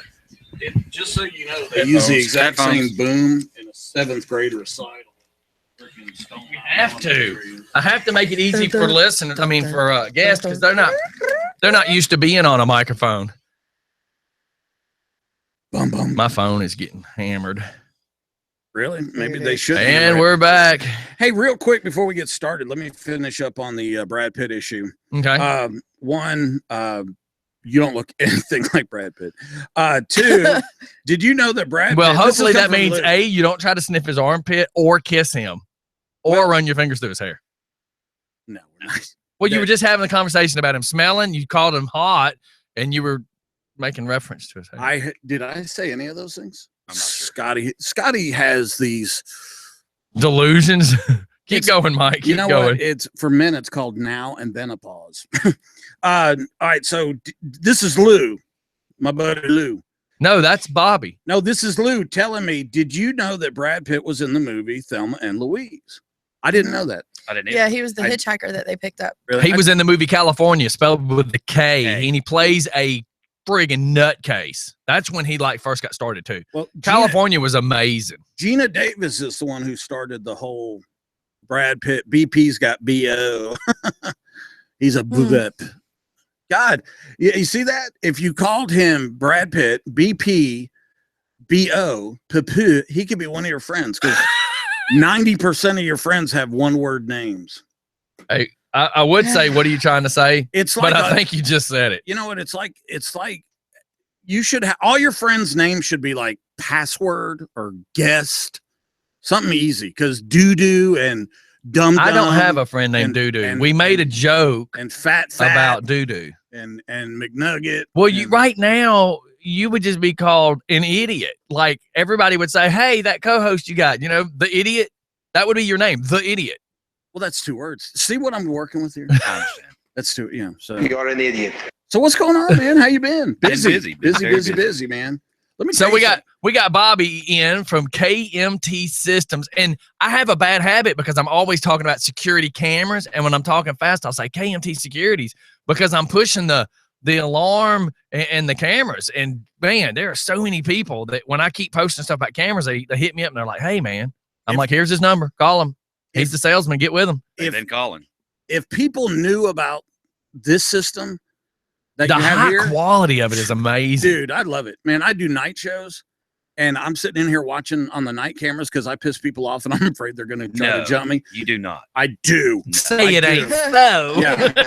and so I watch. I also my co-host at night is female, and so I want to make sure everything's safe. In the same room with you. Yes. Wow. But Her husband's here. He's Yeah, he's called a Voyager. Yeah. Okay, good. I call him a peeper, but Yeah. Mike says that technically they're called Voyagers. Unfortunately, I think variable speed could probably beat my ass. So, but those night cameras are freaking amazing. The They are technology's amazing. changed so much. I They are love them. great. 25 years I've been doing this, and from 25 years ago, and I was working on what we called legacy panels at that time. Mhm. I was being taught by people that had been in the business 20 years. So to be able to work on those systems, which were 120 volt systems at that time, Yep. don't touch it because it will shock you. Right. To now when we're working on less than 12 volts, less than 1 amp. It's come a long way. Using HD quality equipment over existing wiring is where we fit in the market right now. We can do new items, IP, we can do all the new things, but giving somebody the option to be able to take what they have and upgrade it to get this kind of picture quality is pretty amazing. It's cool. I came in the other night and I came through the security door and then I screwed up the whole alarm thing, right? No, Yeah. I did it on purpose.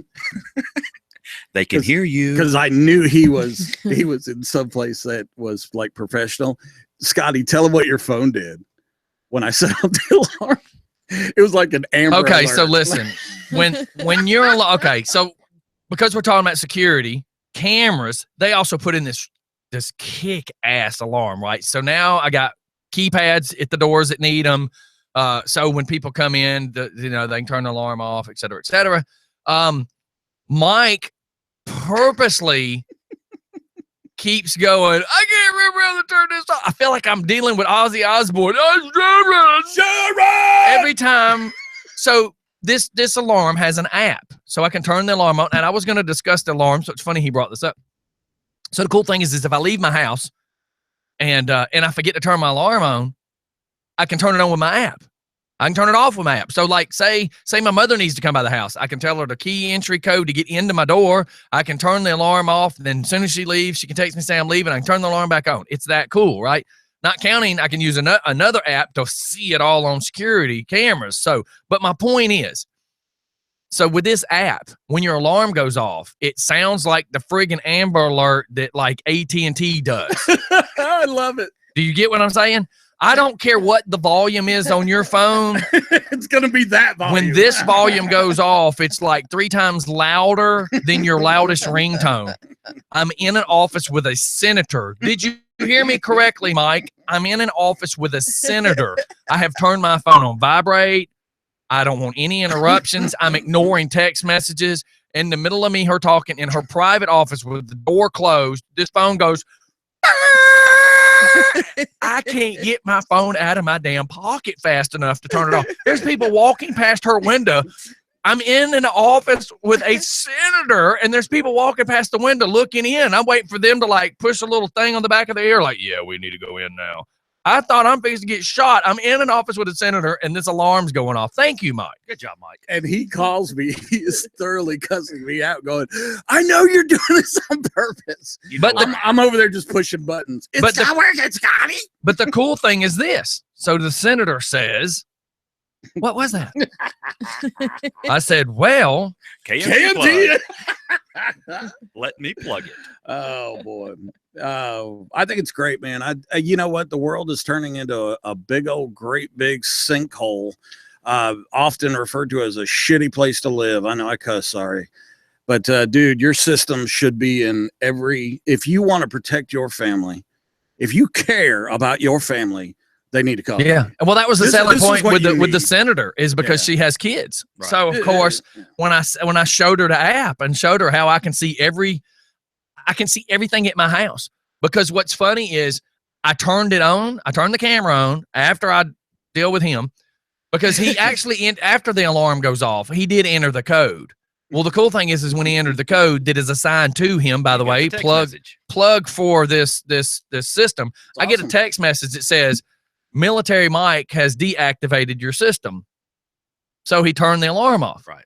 So I get this text message that tells me the alarm's gone off. I get the buzzer first to tell me my alarm's gone off. Then I get a text message telling me the alarm's gone off. Within a couple of seconds, I get another text message saying that he had turned it off. And then within that same instance, I'm getting a phone call saying, Mr. Spence, your alarm has gone off, and I have to tell him what's going on. But the funny thing is after all this, I go turn on the video, and I see his car in the front yard, and I'm looking at the back camera to see if he's outside waving at the camera. Yeah, I do the dance. You know, there was a girl came over one Monday night, and he always, we get a little frisky. Like during the show, I'll take a break and we go get frisky. And like the second night that happened, I'm watching. He's like, I saw you. So we found, a dead spot. Yeah. It's like in the bushes. Behind a bush. And we have to jump in the neighbor's yard. At 50 years old, he's still trying to get behind a bush. Yeah. I got to jump over a bush. I got to climb over a fence. I got to hide under the neighbor's boat. But you haven't told him the other 8 cameras are coming. No. I'm getting a little, I get to touch her butt. I don't know. Yeah. I'm trying to get a wireless one to mount on like one of the trees shooting towards the back of the house. I need to talk to you before you leave. Trying to get a toilet cam too. I would. I knew that would throw him off. It's so gross. But I would really like to have you come out to my church. Sure. And let's talk about something there, and that's going to be kind of my. So look, I gotta walk over, and I'm gonna do this. I'm gonna walk off from. I'm gonna put on the big microphone for a second. I've got to show Bobby these pictures. So while I was laid up in the hospital, I guess. Do you know what happened to him? Do you know what happened? You didn't know he was in the hospital? I did know he was in the hospital. I sent him a message. Yeah. Do you know why he was in the hospital? I do not know why he was in Mikey. the hospital. Oh, come on, say Mikey. I don't know why. Mike. What? Let me just. Back to that. Let me deal with this camera. My scrotum. So, can you still hear me on the big mic? Yes. Okay, so, I want you to get a load of this picture. So what does that mean? That's kind of that that was a Monica Lewinsky joke. Right. I get this alert that my home alarm has been turned off. Right. By Philip Snow. Okay. So we turn on the cameras. There's Philip as he's getting back in his car. He's just turned the alarm back on. He gets in his car. So I'm watching him. My wife has her phone on, and I said, tell him to get out and wave. So he gets out to wave. Isn't this cool technology? That is cool. Okay. I mean, come on. This is he gets just out to awesome. wave. Now, this is why he's in the hospital. And I'm in the hospital in the emergency room. Awesome. So you see his beautiful girlfriend's walking back to the car. You see he's now walking back to the car. He's saying hello. Hello. So there's him saying hello. Yeah. Okay, wait. Does he have, you said a girlfriend? Yeah, there's There's his girlfriend, and she's attempting to walk back to the car, and they're still waving at the camera. I know. He's got a girlfriend? Yeah. Does Abby know? She puts up with that. Abby puts up with that? Wow. Wow. Abby, call me. If So, Abby's single. So as he's walking back to the car, he decides that he's gonna drop trow. Drop trow. Drop trow. That's and say hello. Now, can you imagine Jim Carrey style? You know, like, hey, I'm about to talk to you. Don't ask me a question. Can you imagine his neighbors? Scotty's neighbors are like, yeah. Why is that dude? Isn't that a police officer? Why is that dude butt naked in the front yard? But you do realize because of said situation. Now we make jokes all the time about if you didn't know if you didn't know me, you would be like, he sure got a bunch of cars over there. But at first my neighbors hated me. But now they go, do you know how much safer my house is with this guy next door? Because I just saw they repaved your drag strip out. Oh my God. Yeah. Yeah. Now it's a lot smoother. Yeah, smoother. We can go faster. That's exactly. And they do. And the dip after the high school that used to make people's car bottom out, and if they had an oil leak, it would drip all over the road. Yeah, they fixed the dip. So yeah, it's so much nicer now. Yes. Our quarter-mile stretch, or what are we, 8th mile stretch, is 10 times better now. And you can hear them. I mean, you hear them. Yeah, it's dangerous out there. Yeah. It's dangerous out there. I bet they go anywhere from 60 to who knows. Yeah, 60. Who knows is the thing, is the who knows factor. We had a discussion with the state representative on transportation in this county yesterday about speeding. And it was really funny, is I kind of thought when Scotty brought it up, it was just going to be, people are all going to say, yeah, people speed. Holy smokes. You should have heard the citizens of this county talking. Really? This one lady said that to get out of her business. They live on Salem, by the way, or their business is on Salem. Yeah. But one woman that lives on Salem was talking about what it takes to get out. On average, she averaged it over a certain period of time. Just for her customers to get out, it takes over 7 minutes. Wow. And in traffic time, that's forever. When you're sitting there, if you sat at a 7-minute red light, you'd be pissed. Yeah, you'd definitely go nuts. So cool beans, man. So you think Brad 7 minutes handsome? of Mike's life is forever? Yeah. Are you really going to ask him that question? 7 minutes in heaven. Yeah, it's like sex with 3 girls. So you think Brad Pitt's handsome? No comment. No comment. No. So you're that way. Okay, that's cool. I don't think he is. I think the guy that plays Ray Donovan is handsome. The fact is that you're that way, and you are wanting to have conversations about who you think's more handsome. Angelina or Jennifer Aniston? Angelina, Jennifer. Kim Wilbanks. That must be your wife. That is. That's awesome. Wow. That is so awesome. It's grow a pair, man. Come on. She's not going to beat you up. There is no woman on the planet that can get upset with you about you fantasizing or thinking Jennifer Aniston's beautiful. If a woman, we made a joke one time about a hall pass as a joke, right? Oh, yeah. I was like, my wife had made a joke in front of her friends and said, if Scotty could ever get a hall pass, it'd be Jennifer Aniston. And the girls looked at my wife and says, well, if you could get a hall pass, who'd it be? She said, Jennifer Aniston. Beautiful. So it was like, what a friggin', my wife has been morphosized. Like, she has become just extremely funny over the years of putting up with this lifestyle. The funny part's the funny part, but the scary part is she has been with you for years. The longest relationship I've ever had. Yeah, I know why. Straight relationship. Meaning, because I want to make sure I clarify that. Wait a minute. Because Mike started smiling at me and he started to wink. It's all coming out. I dated one girl on and off for about 7 years. Like, we'd split up for a year and then start talking again, and we kept running back and forth to each other over those years, being goofballs, because it didn't work the first time. Keep trying, because that's stupid. So I wanted to make sure I clarified, because when I said straight, Mike started smiling like I'm supposed to take him to lunch again. Yeah, he bought me lunch yesterday. Cheap bastard bought me a freaking Frappuccino for lunch. At least it wasn't Taco Bell. Yeah, but do you know Taco Bell? But do you know what he told the girl? What? Okay, so let me tell you. I took him to Little Phillies before. Oh yes, nice. Yeah, and he ordered enough for all of us to eat. They're a KMT customer, by the way. Oh, are they now? Yes, okay, very good. That's good. All 4 locations. Oh, that's awesome. That's awesome. Cool. Well, we'll have to get to that, because I didn't know there was 4 locations. But I bought his, and who knew he was going to order for 4? That is not true. I ordered one of everything. But I bought. So yesterday, I made sure I clearly stated, oh, I'll buy this.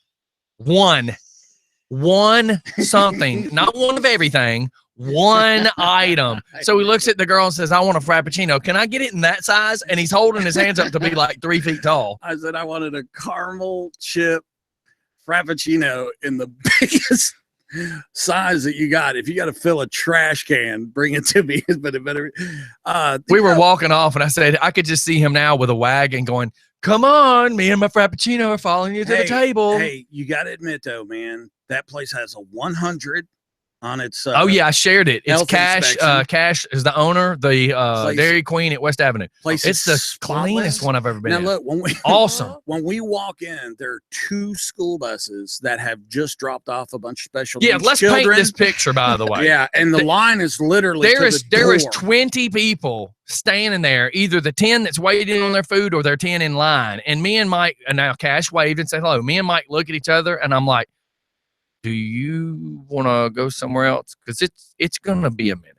And Mike's looking at me going, no, let's wait. And then it's probably like 2 minutes. Now, I don't mean like it didn't even seem like 2 minutes, but about 2 minutes, baby. And Mike looks at me and goes, if you want, we can leave. I said, yeah, but now he's waved. We can't leave. Yeah. We can't even sneak out now. And he's like, okay. So Well, let's go through the drive-thru. now, within a few seconds, it seems like it may have been 2 more minutes, but a few seconds, it seems like it was our turn to order. And as we're ordering, that group of 20 has got their food and walking out the door. So here we thought like we're going to be stuck for 15 minutes trying to get our food like a McDonald's on a normal day. Right. No, like that. I mean, he ain't a sponsor. I'm not plugging him because he's a sponsor. But dude, they ran 20 people through and out of the entire business with their to-go orders before we could even notice. Like it was unbelievable. I was extremely impressed. That's why I took a picture of it, because it was extremely impressed. And I got to tell you, even one of the teachers, when they're loading on the kids, a teacher came back in there and said, "You guys handled this crowd perfectly." Awesome. Yeah, All the kids, they always do real good, because that's why he goes by Mr. Awesomeness. Yeah, that's where we usually have the Brian Mahaffey birthday celebration. And there's a bunch of people that show up then too, and I tell you, I was there's very no impressed. long waits. And I'm not gonna lie, that was the best. Not this time. Frappuccino I've ever had in my life. Yeah, man, it was good. It was free. I had the It largest. was free. I had the absolute largest Blizzard, and it's as big around as the top of this cup, but it was that size all the way down. And about spitting it out. About halfway through, the inside of my mouth is numb. Like my cheeks are numb, my lips are numb. And he keeps trying to make me laugh. Well, I couldn't close my mouth enough to hold my food in my mouth. So on a shirt, I kept spewing. I kept spewing. It was Monica Lewinsky. Cookies and cream. And one particular time he had me go, and it went all over my shorts, all over the table. Yeah, it was like a food porn. I told him, I said, why in the hell are we not videoing this? And I said, it's illegal in some countries. The girl behind the counter was like only 19. So what was really weird is something came out of that, because I was saying, oh my God, he's Monica Lewinsky. And he's like, this dress, I'm not wearing a dress. It's not blue. Well, we get back in the van and we're talking, and I went, Scotty, I just realized something. He said, what? I went, ever since the Monica Lewinsky thing happened and the dress thing, I always thought that was her. How he said it, he said, how did she get her stuff on her dress? Yeah. I went, it's not hers. And then he's like, oh, now that makes a lot more sense. I'm thinking, Mike, what? Man, I got brain damage. Sometimes 20 years later. Yeah, man. Sometimes finally hits him. I got PTSD, man. I got blown up. Thank you for your service, by the way. So did Clinton. I did.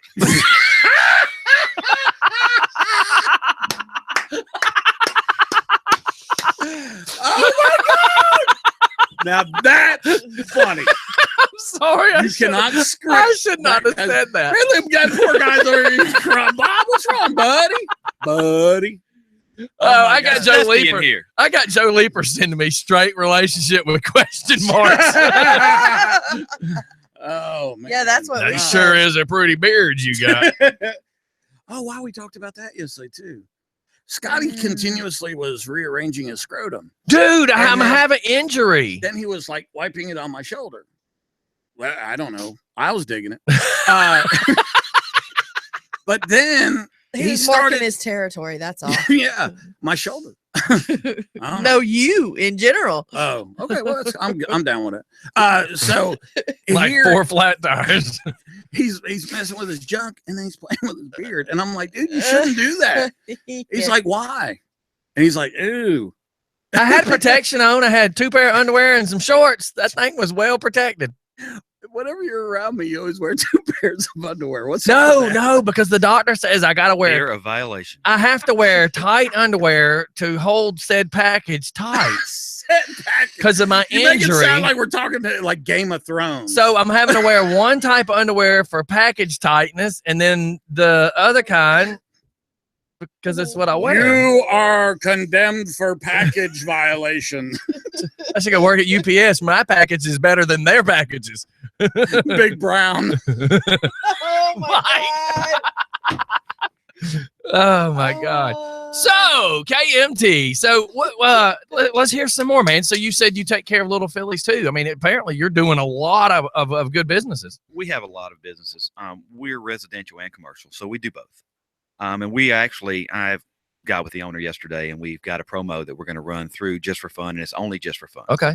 So it doesn't matter if you have an existing system or if you want a new system. Mhm. So if you have an existing system and you want to convert to KMT, we'll actually convert that at no charge. Okay. Oh wow, That's cool. That's very cool. And if you're in a contract, we'll work you around that contract. Okay. We'll find out what the expiration date is, and we'll give you a quarters monitoring at no charge. See? So You guys now, are great, man. just for fun. So the promo is J4F, just for fun. Okay, Jay. Write it down. I know Mike. He's gonna say it slow for you, right? J4. The number 4. The number 4. Uh-huh. F. F. Uh-huh. F. Uh-huh. Q. Keep going. I'll help you. Q4. Just for fun, quarter 4. The number Oh my 4. God. And there's a quarter. There's right a above quarter right there on the paper. It's an omen. No, So- it's a quarter. it is a quarter. So no matter if you have an It's a existing sign. system or if you want a new system. Okay. And on the new system, we'll give you 20% off of all Right. of your equipment, and we'll give you the quarters monitoring. And see, Ravens Renovation, I'm going to tell you something that I haven't said to you yet. You need to get this at your house because just like, okay, let's word it this way. When the dam was broke here, the water was down. Well, typically nobody comes in our backyard. I mean, nobody's really on this lake. I mean, you know, a couple of us go out there and fish occasionally, but nobody really uses our lake a whole lot. It's more visual, right? But when the water went down, we had the people that were walking from school down to where the dam was. And then they decided since the water was down, they were just going to walk around where the water used to be. And they started coming up in people's backyards. Well, then my neighbor one morning, we were all standing outside. The neighbor's kind of pitching a fit. We don't really know why. I found out later that day that in the middle of the night, some people had walked up in his backyard, stole all his vegetables off his garden, as strange as that is. Wow. One bird feeder, like 2 shovels and a lawnmower. My point that I'm making is I never have to worry about anybody coming in my backyard because the water's there. Typically, people aren't coming through the backyard. But think about Ravens Renovation. He lives on Jackson Lake. How many people are at work, but yet how many people are still on that water traveling on the water? Think of how far your house and your dock are from each other. Think about the trees. Think about everything. If somebody pulled up to your dock, your neighbors might not see your dock. They might not realize that, you know, Military Mike and Bobby are coming up on that bass boat and they're not supposed to be at your house or at your little bar drinking your beer. That's just something to think about. So, you know, I try to paint that picture with everybody. For instance, Sunday, it's raining. It's Sunday. Okay. Typically on Sunday, you don't see people walk up and down my sidewalk. This is a raceway. People don't walk up and down my That's sidewalk. a raceway. You got that right. During school times, you'll see kids walking it, but typically people don't even walk their dogs on that road because they're scared their dog is going to get hit. So here it is a Sunday. It's raining all day long. I just happen to look over. I see the camera. I see the screen that has the cameras on it, of course, and I noticed this dude on my one big front view walking down the sidewalk, and he acts like he's talking on the phone. Well, I'm thinking, A, it's Sunday. Nobody walks down the road on Sundays. B, it's raining. Unless you are Lil Wayne and you've got the phone that goes, in the fish tank, you're probably not talking on your phone walking up down the sidewalk. But then I start noticing him going to people's houses, knocking on the door like he was selling something. Yeah. Well, he comes to my house. Well, thank God I already saw him, so I didn't have to go to the door, because here's what these people are doing. If you don't go to the door, they're keeping up with who's home and who's not home. If you do go to the door, they're keeping up with how many people come to the door. Like one night, a late night on a Sunday night, my neighbor had somebody knock on their door. Oh, so-and-so sent me over here, said you were going to loan me some money. And she had the door cracked, and she's saying, no, you're not supposed to be here. Well, her husband walks up with the 12 gauge. They leave. But the thing is what if she would have been the single lady? Yeah. They would have known on a Sunday night that you're the single lady. Yeah. These people do this. At least for me, I now have on video what this guy looks like. I got him on one camera walking back and forth on the sidewalk. I got him on another camera coming up to my door. So if my house gets broke into, we at least have a starting point. Oh, that's right, I have cameras. So if my house gets broke into, A, my alarm's going to go off, and B, I'm most likely going to have it on video. Does everybody see it? It's such a huge but yet simple thing. It has such a huge meaning, and it's not a big deal to get. It's real simple. You call Bobby. So Mike, why would they pick me? Why do you think that people choose us? Quality. You get what you pay for. It's all quality. I have Mike who sits here every day and will look up at that screen, and we now say, how in the hell did we go without it all these years without it? Yeah. I feel absolutely stupid for not having it. Like, how many times have we sat down here? Like, we now see people sometimes in my driveway, and we go, I wonder how many times these people were in my driveway, and we're down here doing a show with headphones on. With curtains and sound. You can't see. You can't see. You can't really. We have no idea these people are here. So it's like, I wonder how long we did this. Now I even said to my wife, we're here a car door, and we can see if it's our neighbor's car. We can see if it's somebody. For instance, my neighbor Joe, she lives, single lady, older lady, lives by herself. She never has people come over. Saw a car over in her driveway the other day. It wasn't one of my guys. Wasn't one of my people, so to speak, because we park there sometimes. So I want to know why. So I call her on the phone. I said, is everything okay? She's like, yeah. I said, I see a four-door sedan in your driveway that I've never seen there before. Is everything okay? She goes, oh, that's so-and-so that was looking at the termite, blah, blah, blah. I said, okay, just making sure. Mm-hmm. She's like, well, I didn't even see you come out because she watches my house. How coincidence is it? Now I have the system. I'm able to not only watch my house, I'm watching my neighbor's house. Yeah. I can't believe I didn't do this sooner. The one thing, and I'm like selling your product for you, but I'm infatuated with it. I am so glad I did it. The one thing that I have been noticing through watching a lot of clips on YouTube's of like 60 Minutes and news, a lot of people that are talking about their houses get broke into, they go cheap and they buy the Night Owl or whatever you're getting at BJ's. And the problem is these guys are putting up these cameras that are like track light heads that you can move and turn. And they're showing these people that are like walking up in the driveway, bouncing a basketball. So on video, you see this kid all of a sudden just in your driveway, just bouncing a ball, but then he takes the ball and hits the camera. Well, then they moved the camera. Now your protection of monitoring your front door is gone. Right. I love the fact you're using Honeywell, very, very reputable company. And they're putting in dome cameras, meaning I can't walk up to your house and turn your camera. And in Stephanie's case, I can't stand on a banister and try to take your camera. Right. Which is what happened at their house. The first time they aimed it down, and then the second time they tried to take the camera. Oh, they took it. Oh, okay. So the second time they just flat out took it. But yeah, the first time they disconnected it and aimed it down. And that's because they could get to the wiring and they could aim it down. With what Bobby puts in, You can't tamper with the wiring. It's all hidden. It's all so self-contained. Concealed. Again, I'm not even letting you talk. I am so happy with the product. This is the easiest interview ever. Isn't it? So let's hear it, man. I'm over here selling. I try to tell everybody. They're like, dude, you are like excited about this. I'm like, because I feel like the biggest idiot in the world because I didn't do this sooner. Right. So some stats. So KMT is a Platinum Honeywell dealer. No, it's been several months. You guys have changed a lot. You have the aquatic center in the backyard now that you can actually see with your cameras. Aquatic center. Yeah, it's like the largest pool I've ever seen in my life. And you know what? My insurance company, and I'm not trying to take from you, but I had made a comment to my insurance company. I said, do I need to put a sign up? And they said, no, you have a secured fence. I said, but what if somebody gets hurt? And they said, believe it or not, because you have KMT, you are protected. That's right. They said, if someone's to get hurt now, you have it on video where they either unlocked your fence or climbed your fence. And I'm like, I didn't think about that. That's right. So with us being a Platinum dealer, there's less than 40 of us in North America that have the stature that we have.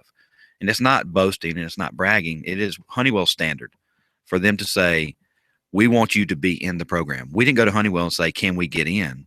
They came to us and said, will you get in? Right. Our annual event is coming up in November. We're up for Dealer of the Year. That's cool. That's awesome. In our business, you want to be the best. Oh, We yeah. do. KMT wants to be the best. We are, to put it perfectly, Yeti. Yeti is stainless steel. Right. It's the name. It's the brand. It's the best. Trusting.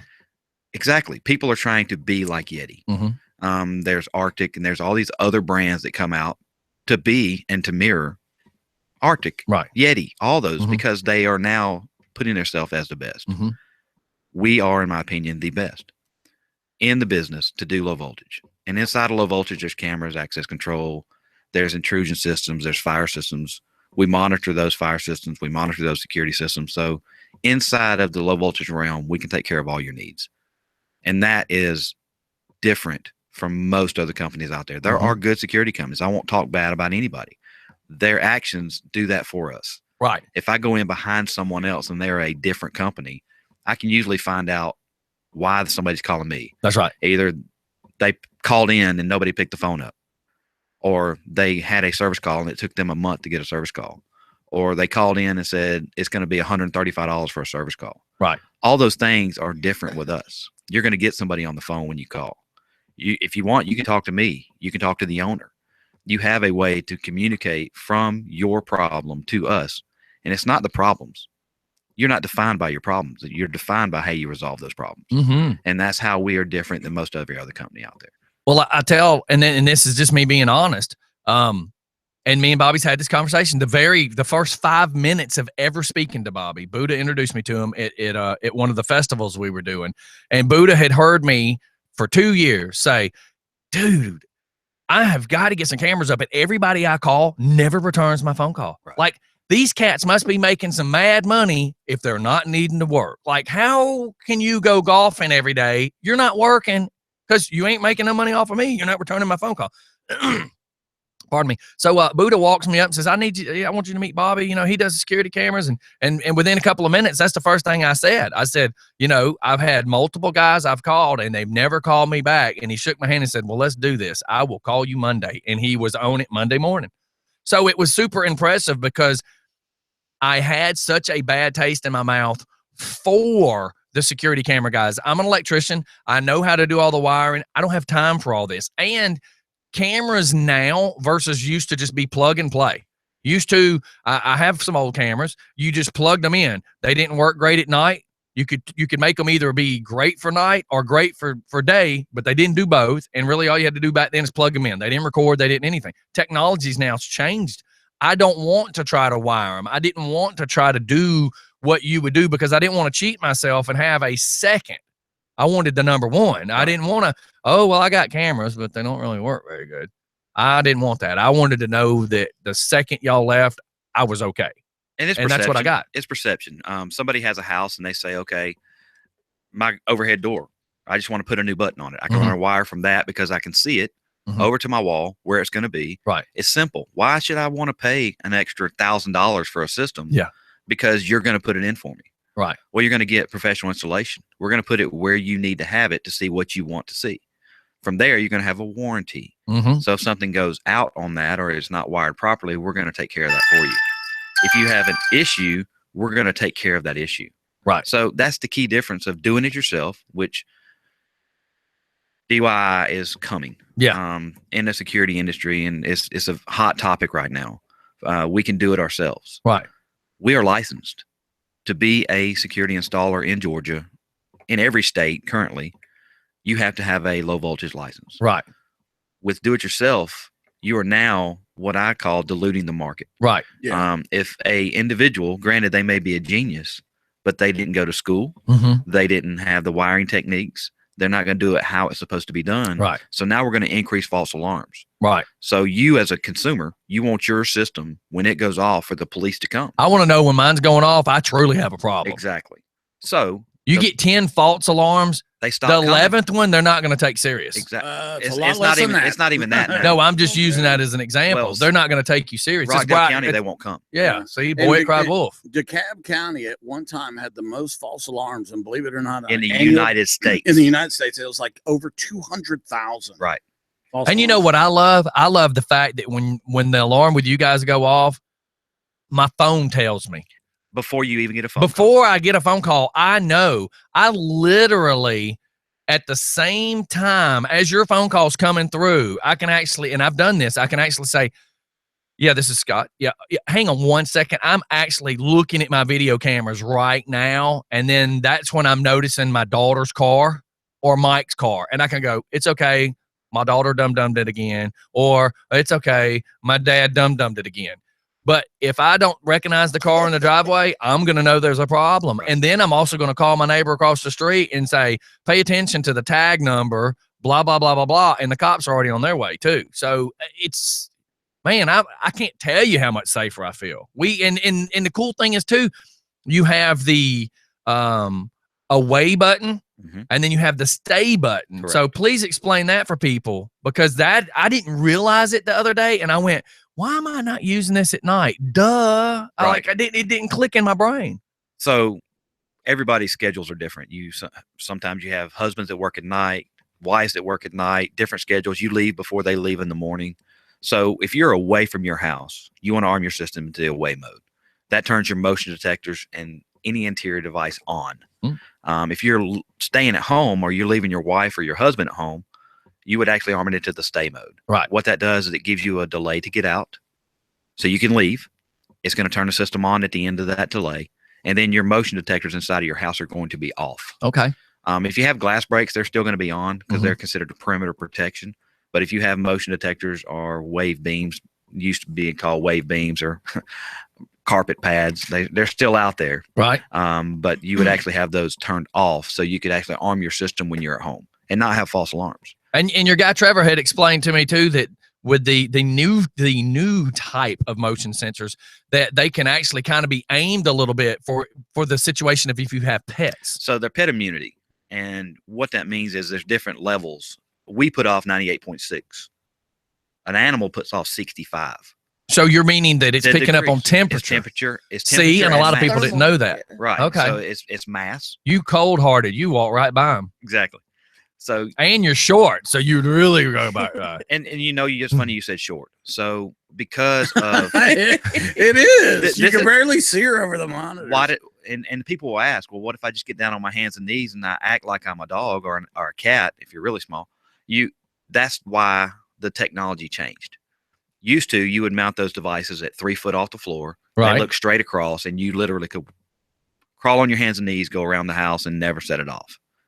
That's why the technology changed, and it's been 15 years. Yeah, I was going to say 16 years ago when we moved into the county, we had an alarm system put on our house that we were purchasing, and we had a little cat. She was maybe about 8 pounds, and they knew that she was there. They put the motion sensor up in the corner of the living room, and it just so happens when she would get on the entertainment center when we would leave and jump down that the motion sensor was picking her up. So they had to come back out and readjust it. And that's a perfect example of what I'm talking about, do it yourself. So if somebody goes, because I wouldn't know, I wouldn't know that information, so I would wire it wrong. It looks good in that corner. Let's put it right there. Right. Even though it's a pet immunity, the concept is that it is pet immunity, but it still takes strategic placement, certain heights. It can't be within a couch distance, within 6 foot. Basically, if you draw a circle 6 foot around it, you don't want anything to jump on top of that to be able to be seen, because that intensifies the heat. It pushes the heat up closer. So doing it yourself on security system, granted, we will put a DIY product out there. It's coming. We're going to do it, but it's going to have professional installation. Right. And it's going to have to meet your particular standards. Exactly. KMT's got its own standards, so it'd have to meet it. It won't be just I hate to say Home Depot, Lowe's, but I don't want people to believe, oh, I'm just going to go buy this cheaper one and it's going to be the same. You're not going to be that cheaper. Right. It's going to be a product that's going to be a discounted product. And it's probably going to be a video product, not necessarily an alarm product. But again, there's a lot of companies out there that are just trying to get the revenue. Right. And for us to get revenue, we want it to make sure it's right. We want to put the product out there that's a quality product.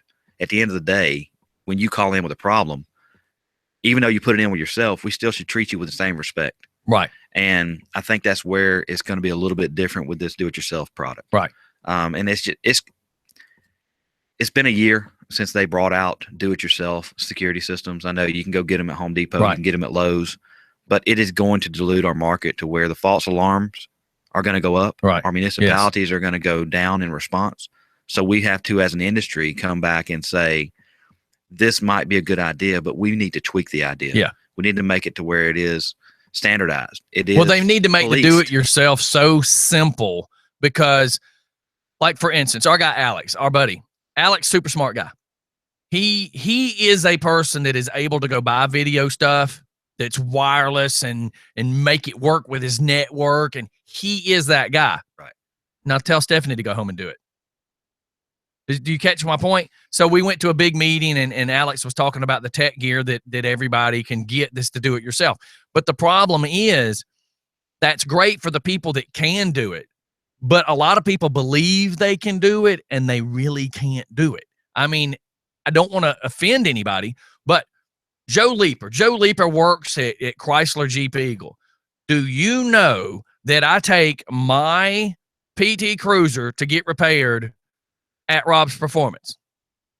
Because I'm not a mechanic. Right.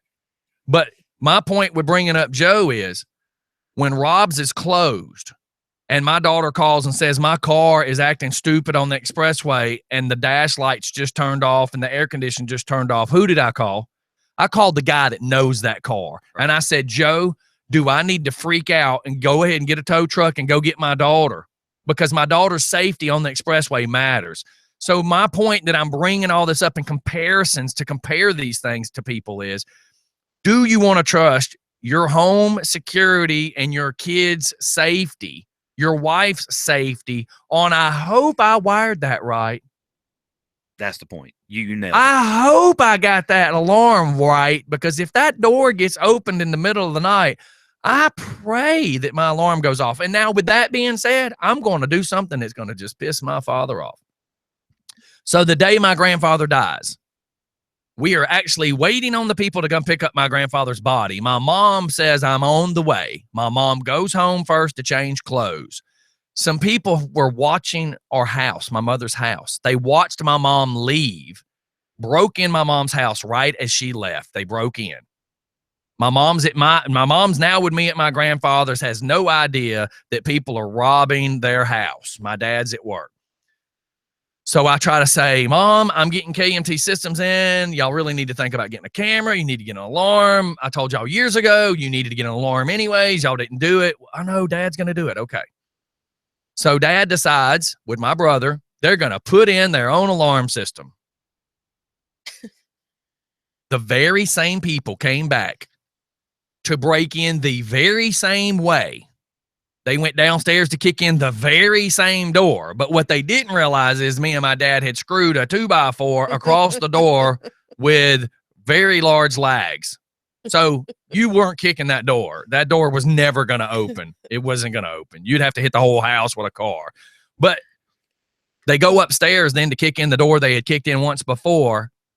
And my question is, my mother says our house got broken into again. I go, oh my God, why didn't the damn alarm go off? Didn't y'all? I told y'all to call KMT. Well, Dad decided to put in him and George put in an alarm. And I went, well, then what the hell happened? Well, the alarm to that door didn't go off. But when they tried kicking in the downstairs door at the same time, apparently that one set off. The problem is by the time the downstairs set off, the upstairs guy was already in the house. He had already kicked in the door and already made it in the house before the guy downstairs got kicked in. So by the time the alarm went off, they were already stealing stuff out of the house. And then my mother, bless her heart, I did not want to argue with her, and she got mad at me. And I said, damn it, woman, what were y'all thinking? And she said, well, your dad just didn't want to spend the money. And I went, y'all had, and at the time, I don't want to throw out the number, but at the time, my dad's mind was, I don't want to spend the money. And I said, Mom, y'all had 4 times that amount of money stolen the first time they broke in your house. Now they broke in the second time and they've stole double that same amount of money again because you were trying to save $100. Woohoo! Right. Woo-woo! You saved $100. And then they stole how many more guns? And this is my own family. This is why I go, guess what? We got Fort Knox up in here now. I go to bed every night. I look at that camera and I smile. When I look at that screen, I smile. When I walk back there to go to bed, I smile because I know I'm covered. Right. Peace of mind is worth, look, people, y'all go and spend $20 a week at a bar. Or you smoke cigarettes and spend what? What is cigarettes? You quit smoking. What are they, $5 a pack now? Yeah, they're $5. So if you say you smoke a pack a day. Yeah, that's 7 days a week at $5 a day. Is your family not worth that to you? That's monitoring with you guys is what, $32.95 on average. Yeah, so or 1 less. week's worth of giving up cigarette smoke Get a whole month. Get a whole month. We use it as a joke. So the old closing joke. Okay, so you get a no from a customer on a security system. It's right. $1,000. Right. And you say, okay, thank you for your time. I appreciate it. Man, what kind of refrigerator is that in there? Everybody loves to talk about their refrigerator. Oh God, yeah. A refrigerator and your TV, that's your 2 favorite things. That's right. If they don't 2 things you use the most. Use them the most. So, man, yeah, you know, that's $3,000. That thing's got an app built into it. You can touch the screen and tell you if your milk's out. That's awesome. How much did you say that was? $3,000? Wow. So you'll spend $3,000 to protect your milk, but you won't spend $1,000 to protect your family. And it's a joke. I mean, it really is, but it's the truth. It is the truth. And because security has become a commodity, I've seen it change over the last 5 years, to where, because there's so much dilution in the market, everybody wants to get into the security business because they think it's a gold mine. It can be if you do it right, with the right product, with the right people. Right. But if you go in and you're just trying to get that money, all right, and there's companies out there that just go put your security system in and they sell your account. Yes. They don't even care. Keep it. Right. They don't even care that you are a customer. All they care about is getting that signature. Yeah, I love it when my alarm goes off. They go, Mr. Spence, this is KMT Systems. Exactly. I'm like, whew, I've got the people I'm paying. Right. Is who I'm talking to. That's right. And it's not just some other person that has no idea. Let me transfer your call. That's right. So yeah, really. the biggest thing is that I want people to know is that we are we're reparable. I mean, we have good people, we have great products, and we do a good job. But what our goal is for 2017 is to go from good to great. There you go. And it's going to take people understanding what we do, how we do it, and why we do it. Because those 3 things and that information going out is going to make us different. And with the help of you, I mean, I see you do posts. I see you do Facebook Live. I'm just loving it, dude. It's genuine. It's not. Yeah. It's not that you're plugging us for sure. But I'm pointing out the obvious. Exactly. You're people. You're from a what I call the street level. Mm-hmm. I don't have to come on the radio and tell people what's going on. You do it for me. That's right. Thank goodness. But it's everybody. If you go talk to somebody, Vic Orgo owns Little Phillies. Okay. Yeah, I was gonna say Vic. Yeah. So Vic is probably he's the hardest person to get along with in the world, but he is very down to earth. Right. He is like that because he's been through it. He's been in business. He has 3 different locations. The 4th one's his house. That's just his little inside joke. But he's very good to his people. And if you go ask about Vic Orgo, Little Phillies, that's quality. Yeah.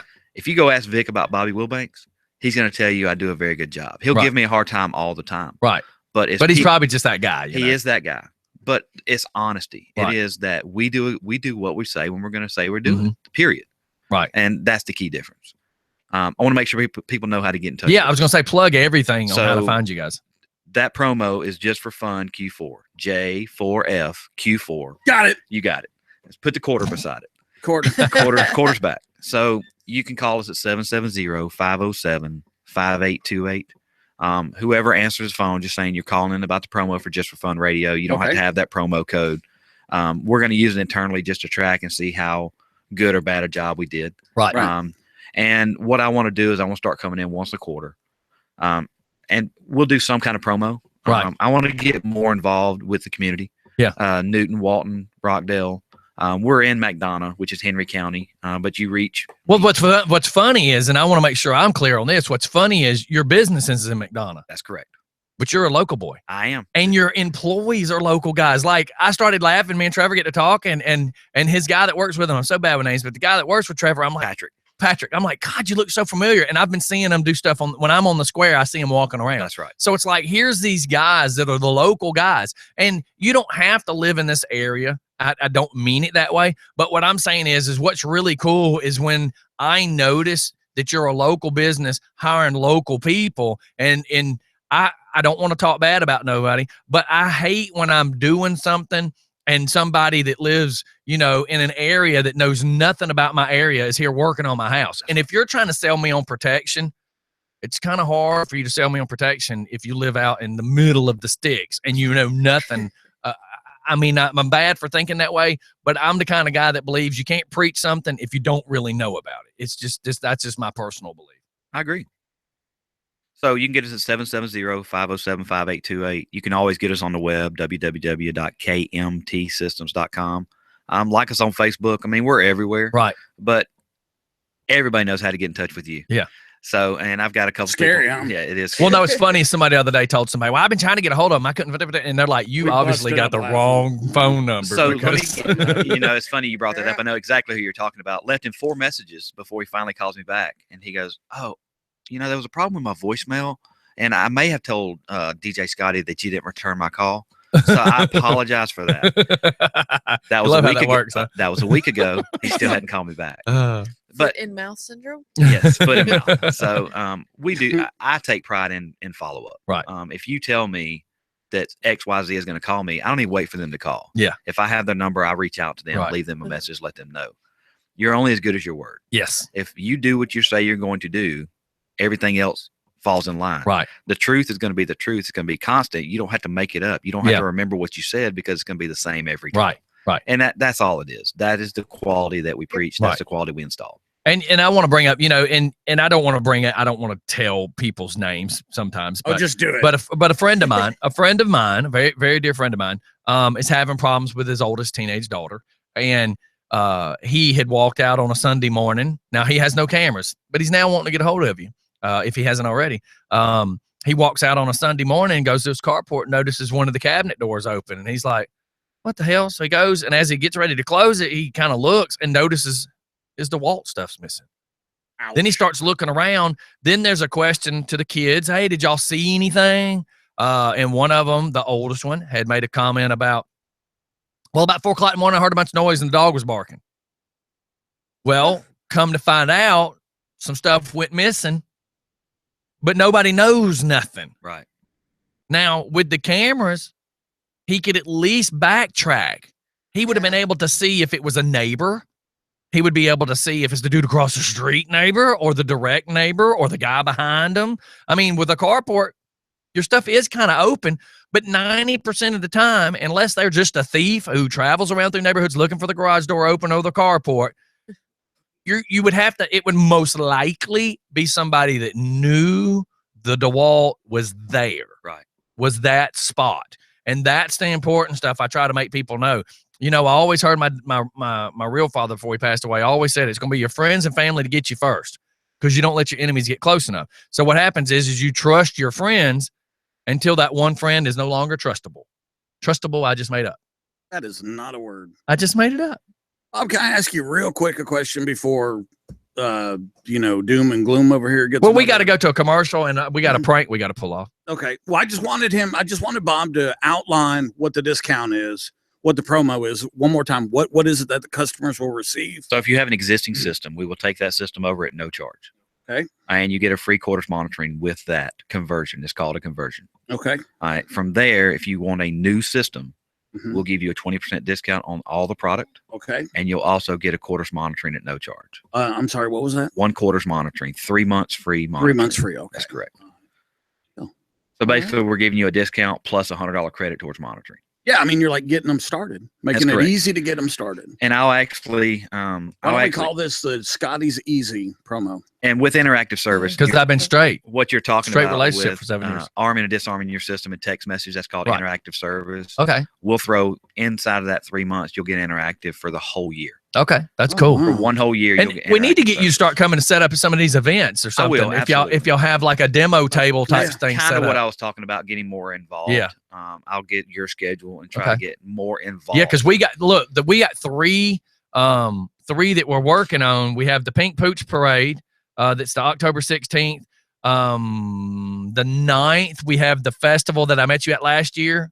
I think I met you at the fall now. No, I met you at the spring, so this will be the fall one. I do 2 a year at this place, so I get messed up on my years. We're doing the Bike Fest on the square, but then at the same time, the very day before that, that'll be on a Sunday. So on the 8th, we're doing one for what was it called? First responders, where they're going to have the police and all the fire departments and everybody. So I'm figuring with that being involved with the police security, that might be something to think about too. We're probably going to incorporate it on the bus, most likely. I've got the items in place. Right. I just got to finish it. Okay. Well, look, I hate to rush. You can still hang out. We got to do some commercials, and we got a phone prank we got to pull off. So everybody hang tight. We will be right back. And yes, Karin, pay my insurance for me. I love having my insurance agent that even at home after surgery, she's like, do you want me to go ahead and pay your insurance? That's top notch, man. American Family Insurance, the James Stone agency here. I mean, how cool is that? Georgia. All right, you guys, let's go to a commercial. We'll be right back. Yep. Hey, Lou wants to call in and talk about the try here in a minute. I did post the video a couple more times for the 80s. And then I forgot, little Richard was just reminding me, October 29th is the ride in Noonan. That's the fun one.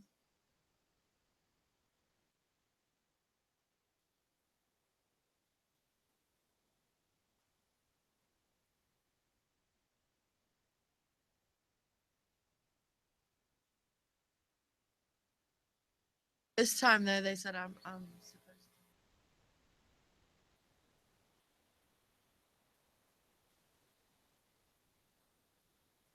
Alligator? Yeah. Now on y'all's Facebook page, can we put this down?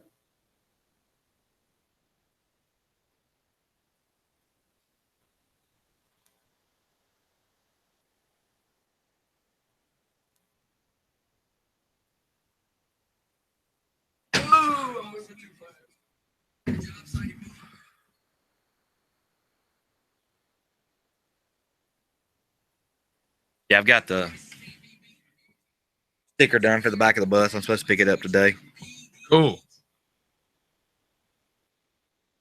That'd actually be good. And then I got some window stickers we can put on the windows. This is this month of October, dude. This coming up month.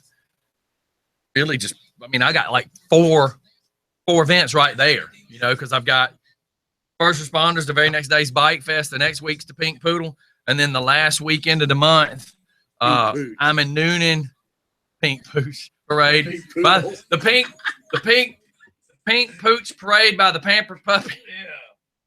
And Pinky People pick Peter Pan peanut butter. I'm thinking about just being. But then I got a ride in Noonan.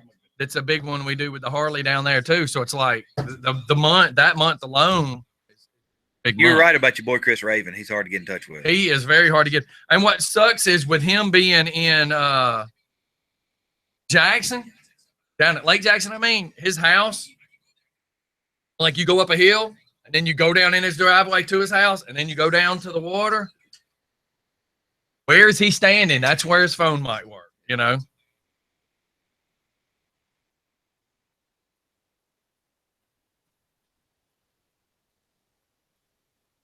$5 foot. You got my number, Mike?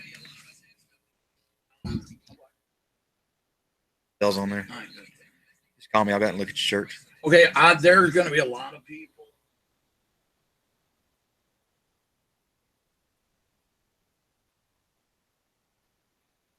We just got to come up with a way to do that.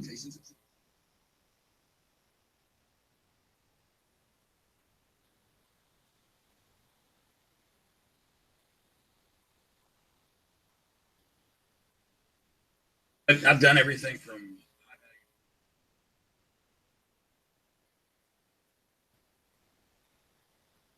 Now you know the new car wash is where to go. All right, now listen.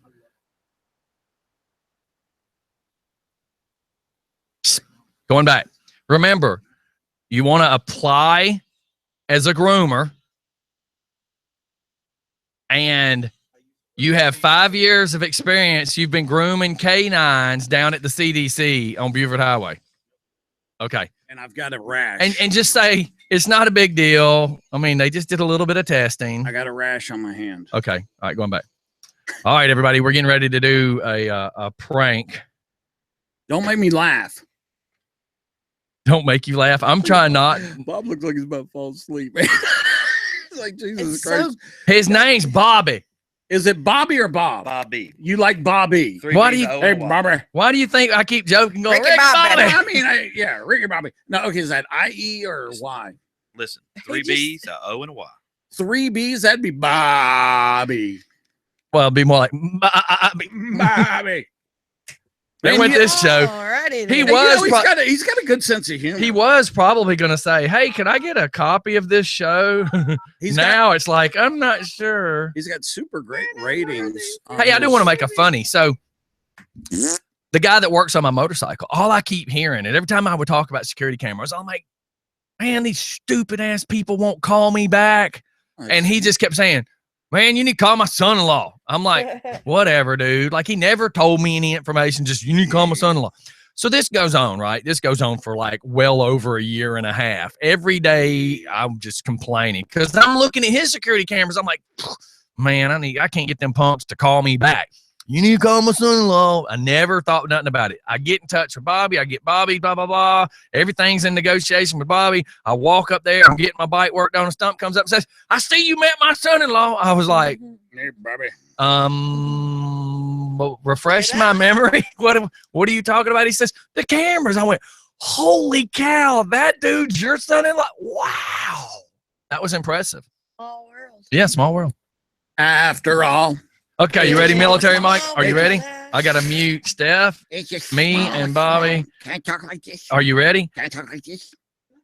You can, Okay, but you got to be very clear because you know they have a hard problem hearing us on the phone sometimes. Well, why is you're hearing my problem? Every time you open your mouth, I hear my problem. Crickets. Okay, so you know what to do. We're not going to tell anybody over the microphone what we're fixing to do. You know what to do. I do know what to do. What voice should I use? Pampered Puppy, this is Nicole.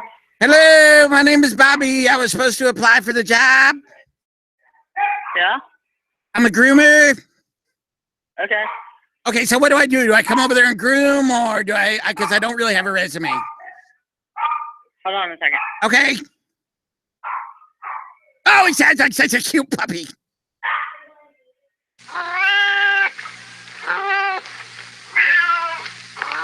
Cats, I hate cats. They smell like ammonia. I guess they have cats there. I don't know. Mom, stop. I'm trying to get a job. Mom. Stop. Tell that stupid dog to shut the f up. Damn. This sounds like the CDC. Did somebody just put me on hold? Is there no music on hold? Is there nothing? Hello? And a good phone number? 605. Nicole.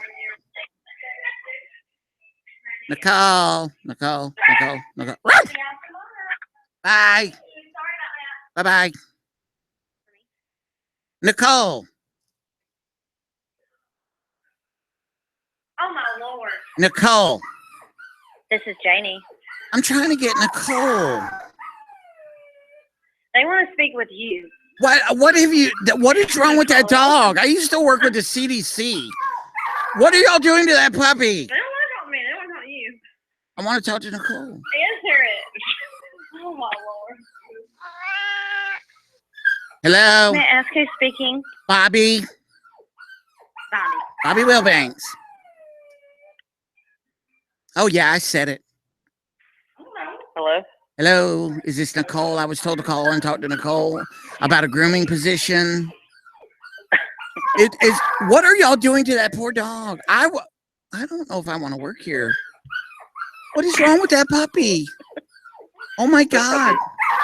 Oh my God. Who is this? My name is Bobby Wilbanks. Bobby?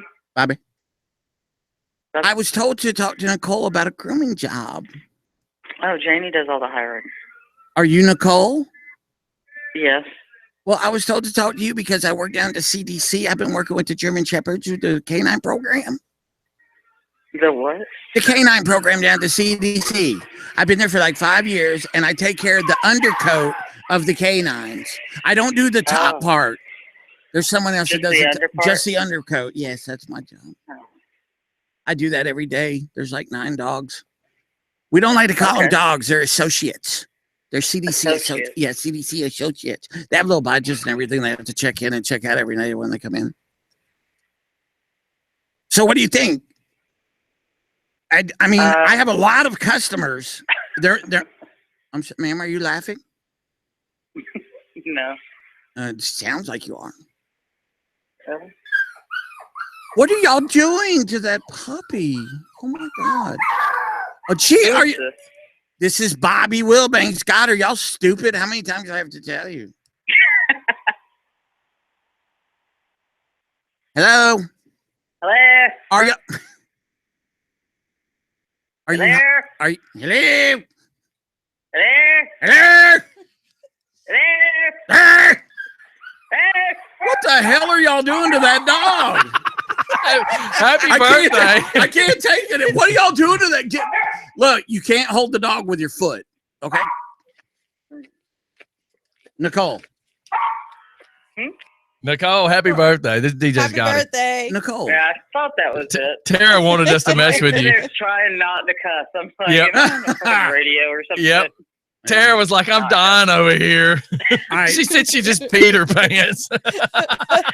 There's some things we don't Wait a minute. I thought it was the dog. What are you doing to that dog? Nothing. Oh my God. Oh my God. Is this a puppy mill? Hold it up. Trying to roll it up. Roll one up at work. Shh, we're live. Okay, change my mind. I do want to work there.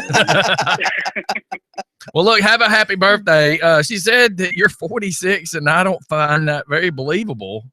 Wow, Scotty, that wasn't friggin' rude.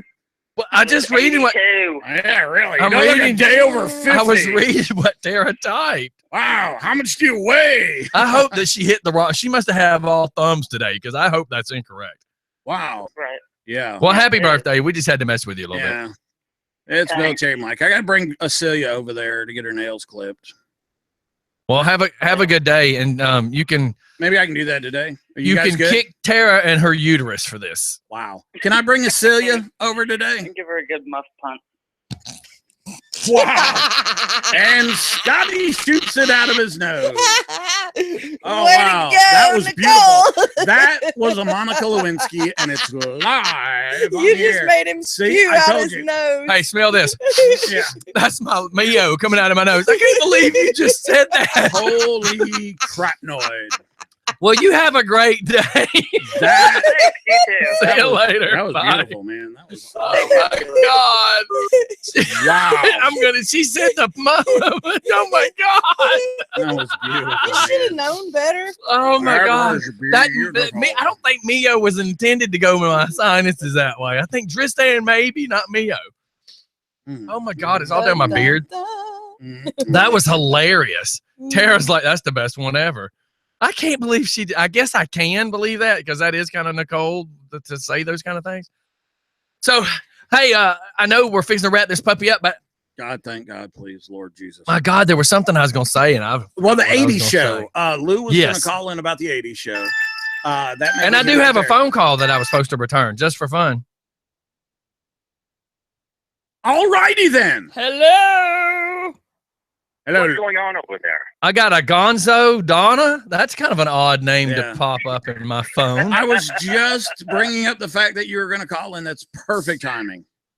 Well, you know, I was worried because I thought you guys were killing Bella over there. That was wrong, wasn't it? God. I know. What's going on? I don't want to. Okay. So, Hey, can you hear that over your phone? I could a little bit. Okay, tell me if you can describe this sound effect. No, there's nothing there. That's the inside of Stephanie's mind right now. Well, that's about right because it was a dog licking itself. So that's about right. Oh, Scotty, how's the beanbags? How's the Flavos? How's the bits and pieces? How's They're they going now? great. Mike wouldn't be a great passenger and adjust them for me. I was like, dude, I have to keep my hands on the steering wheel, and he just refused. I don't know about you guys. He did give me a shirt to wipe it on though. Yeah, I'll never wear the shirt again. So what's up with you, my brother? Bleach. The shoe's bleach. Yeah, it ate the whole shirt. Hey, I just wanted to call in. We got 9 days and counting until the new 80s show coming up on September 30th at 8 o'clock. Yeah, man, I'm excited. Yeah, it's gonna be really cool. I've been doing a lot of production stuff on it. We're gonna have some funny sound bites coming out of commercials and everything, and we're gonna count down the top 25 songs of something in the 80s. So it's gonna be really cool.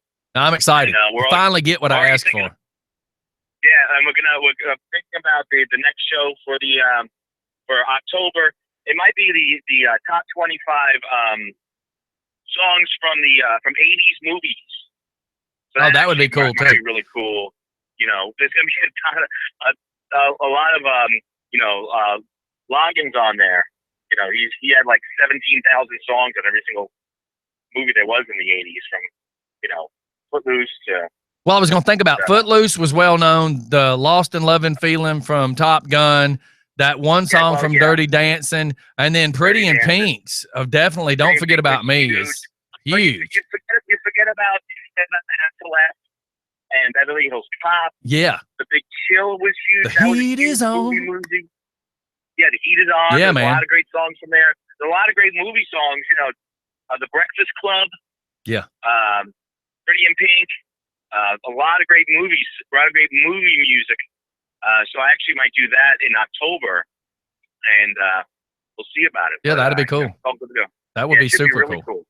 So you got to let everybody know they got to tune in from 8 to 10 on September 30th. We're going to be counting down top 25 songs of something in the 80s. Yeah, I'm telling you, it'd be great. That is just such a great idea. Oh, what a night! Oh, I want to. Hey, Oh What a Night. That song re-hit back in the early 90s. Did you know that? No, I was out of the country. I was a fugitive. Well, that song was originally from the 70s and then re-hit in the 90s when they made a dance remix. See? And that's kind of cool. I mean, that's one of those songs that are just played at a party and people just dance. And how about this? I'm probably going to be the only guy in this room that can tell you everybody remembers Donna Summer's Last Chance. Yeah. The Last Dance. Do you know what movie that's from? Out in the that rain. is from Thank God It's Friday. See? I own The that Zoo. album, and actually Yes. that movie made me want to become a DJ. Yep. Me too, man. I'm telling you, Leatherman and the DJ booth was the egg that had hatched, and it had feet and headphones. And Now, who was the big star in that movie? Mike He was also in Madsen. Jurassic Park. Michael Madsen. No, Mike, really? You don't know? No, he was also in Jurassic Park. He was in the movie The Fly. And he Goldberg. was also in. Yes. Yep. He was also Earth Girls Are Easy, which was produced by MTV. He was also in Powder. One of the stupidest and best movies ever. Which one? Earth Girls Are Easy or Thank God It's Friday? Yeah. He was in Powder. No, Earth Girls Are Easy. Yeah. How come I like those movies that really never go anywhere? I like them. I just thought of something. Because they hit our mental capacity. You got to remember that. It's like Starship Troopers. I can never turn off that movie, and it's one of the worst movies ever. Oh, yeah, but the redhead gets naked in the end. But Thank God It's Friday was like the best thing I ever watched. I yell at the TV. I yell at the TV, and I go, "Where's the tanks? We have no tanks in the future." Listen. I got to tell you something. Goldblum was also in that movie Powder. Now, if you think about that kid, if he grew up, if he got old and fat, he would turn into Bobby Wilbanks. Mike, you're such a douche nugget. Holy shit, dude. You look like a fat old Powder. Thank you. You're welcome, dude. Mike, I got you smell like Old Man in Powder. Hey, how about this? Here's a little teaser of trivia for you guys. Yes, okay? sir. And I'm gonna be saying this on the 80 show because this song is on the countdown. What artist who was a dance instructor was found by Mickey Dolenz from the Mickeys, from the Monkees? I'm lost. I'm going Think with about it, 80s. Yeah, I'm going with the girl that did the video with the cat. Because Paula Abdul was That's not. what I was thinking of. That was not. She was a cheerleader. She was a Lakers girl. She was a cheerleader. Hey, I close my eyes. She's anything I want. Yeah, it was Tony Basil. She was actually the head choreographer on the Monkees movie. I never. You know who that is? Oh, Mickey, you're so fine. You're so fine. You blow my mind. Hey, Mickey. See. And welcome to I wonder, because that song became a hit with the song Mickey. I wonder if she actually wrote that about Mickey Dolenz. Makes you wonder. And hey, since you're doing the show, that's a little research. And you know, Michael Nesmith, he doesn't like to do any of the reunion stuff because his mother invented whiteout, and he is a big dog. Gillette bought Bic and all that other stuff where whiteout was, and he's a big executive now. And he doesn't want to be associated with the Hey and the Monkees thing. Hey, that's the best part of your life. Like that was probably the most. That's probably the most fun of his entire life. Jesus, I wanted to be on the Partridge Family. I thought that was you just wanted to sleep with your mother. I did. Well, not my mom. Well, but I on the show, your mom. She's got a one-piece bikini. Oh, do you remember the Brady Bunch movies? Yes. Oh yeah. The ones that came out. Marsha. Remember the lead singer from the Brady Bunch? From the Monkees was in that when he sang that horrible song, "Girl." Yeah.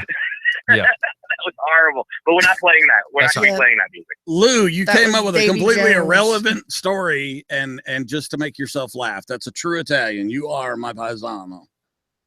Well, that's when Marsha had asked Davy Jones to take her to the dance. Really? Yeah, that was that original. That was that original. But then she asked him to come and sing at the school dance. Yes. And you remember all the teachers freaked out and they jumped up onto the stage. Yeah, that was awesome. What the hell is this show got? Well, Davy Jones back then, I mean, he was the one that was all the girls were after. Hey man, I tell you what, Donny Osmond. go look at the top 100 songs in 1980 and you'll freak out, man. It's got like Elvis Presley.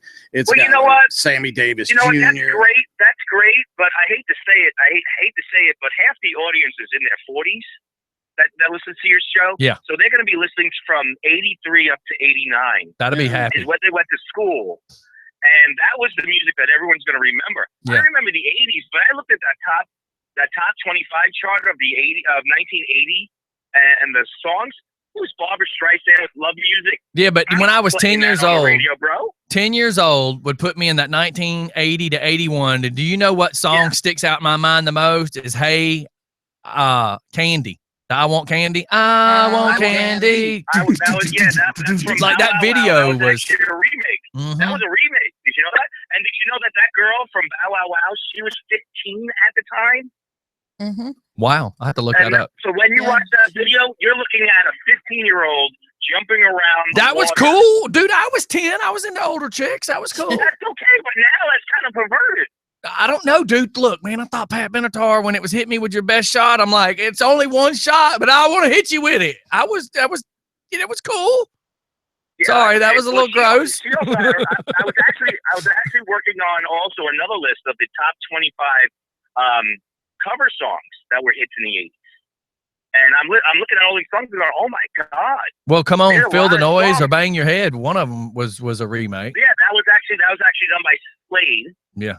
Originally, and then Quiet Riot. Money Money was a remake. Billy Idol was redid. a remake. That's right. Tainted Love. I don't want to give up too many, but yeah, there's man. a lot of great songs. I'm working on a list for that. So I got cool. I got one show in the bag, ready to go for the 30th. Well, that's a great teaser we're working on to make everybody want to check out this show. So, well, man, I appreciate you calling in, dude. That's awesome. All right, brother, man. All right, thanks. Everybody be safe. I'll talk to you soon. All right, man. See you later. See you. Bye. Bye. Look, I got to get out of here. I do want to make a joke. Henry just sent me this picture, and it's the new Rappers cereal. If you're a rapper or a hip-hop artist, this would be your cereal. So Snoop Dogg is holding a box of Fruit Loops, and it's called Snoop Loops. You get that, Mike? Yeah. Ludacris is holding the Ludacrisp crisp because it's the cookie crisp. Drake is holding some Frosted Drakes. That makes sense. Apple Jacks has Jay-Z holding it, and it says, he's got that. Never mind. This one will sound bad. I don't want to say it. Gucci Mane is holding Gucci Grams, and 2 Chainz is holding 2 Grains, which is more of an old folks cereal. So there you go. That was going to be funny, but I kind of killed it there when the Jay-Z one. The Jay-Z one would have been mispronounced and would have sounded like I said something else. So I'm not going to say that one. All right, we got to get out of here. Thanks for coming in, Mr. Bobby. I appreciate you guys letting me come in. Yeah, well, you know the code. And listen, to make a joke, you heard my alarm go beep, the door. First thing Stephanie does is look up to see, and it was Ashley Skinner stopping by to get something. Now, how many times would we have been down here and wondered who it was? And wonder. There's been times, and Mike's even, I've asked Mike, I said, give me your gun. Mm-hmm. And he says, why? Yeah. And I said, because somebody's walking around upstairs. And I had no idea. They didn't text me to say they were coming by my house or nothing. And Mike, I couldn't get to my gun fast enough. Mike handed me his gun, and I went upstairs. That's the first time Mike ever got concerned about that. But I had no idea somebody was coming to my house. And then now we can at least look up. Yeah. Heck, even my cop buddies they've ridden by my house before, right? And I've got a text message to go, are you home? I'm like, no. They said, well, there's a guy that I don't believe should be standing in your driveway. And I went, really? He goes, yeah, he's one of them saggy pants kind of guys. He says, and I know that's not your house. That's not your kind of guy. He says, I'm actually turning around a cul-de-sac. I'll be right back. I said, what kind of car? And he described the car. And I'm like, hold on.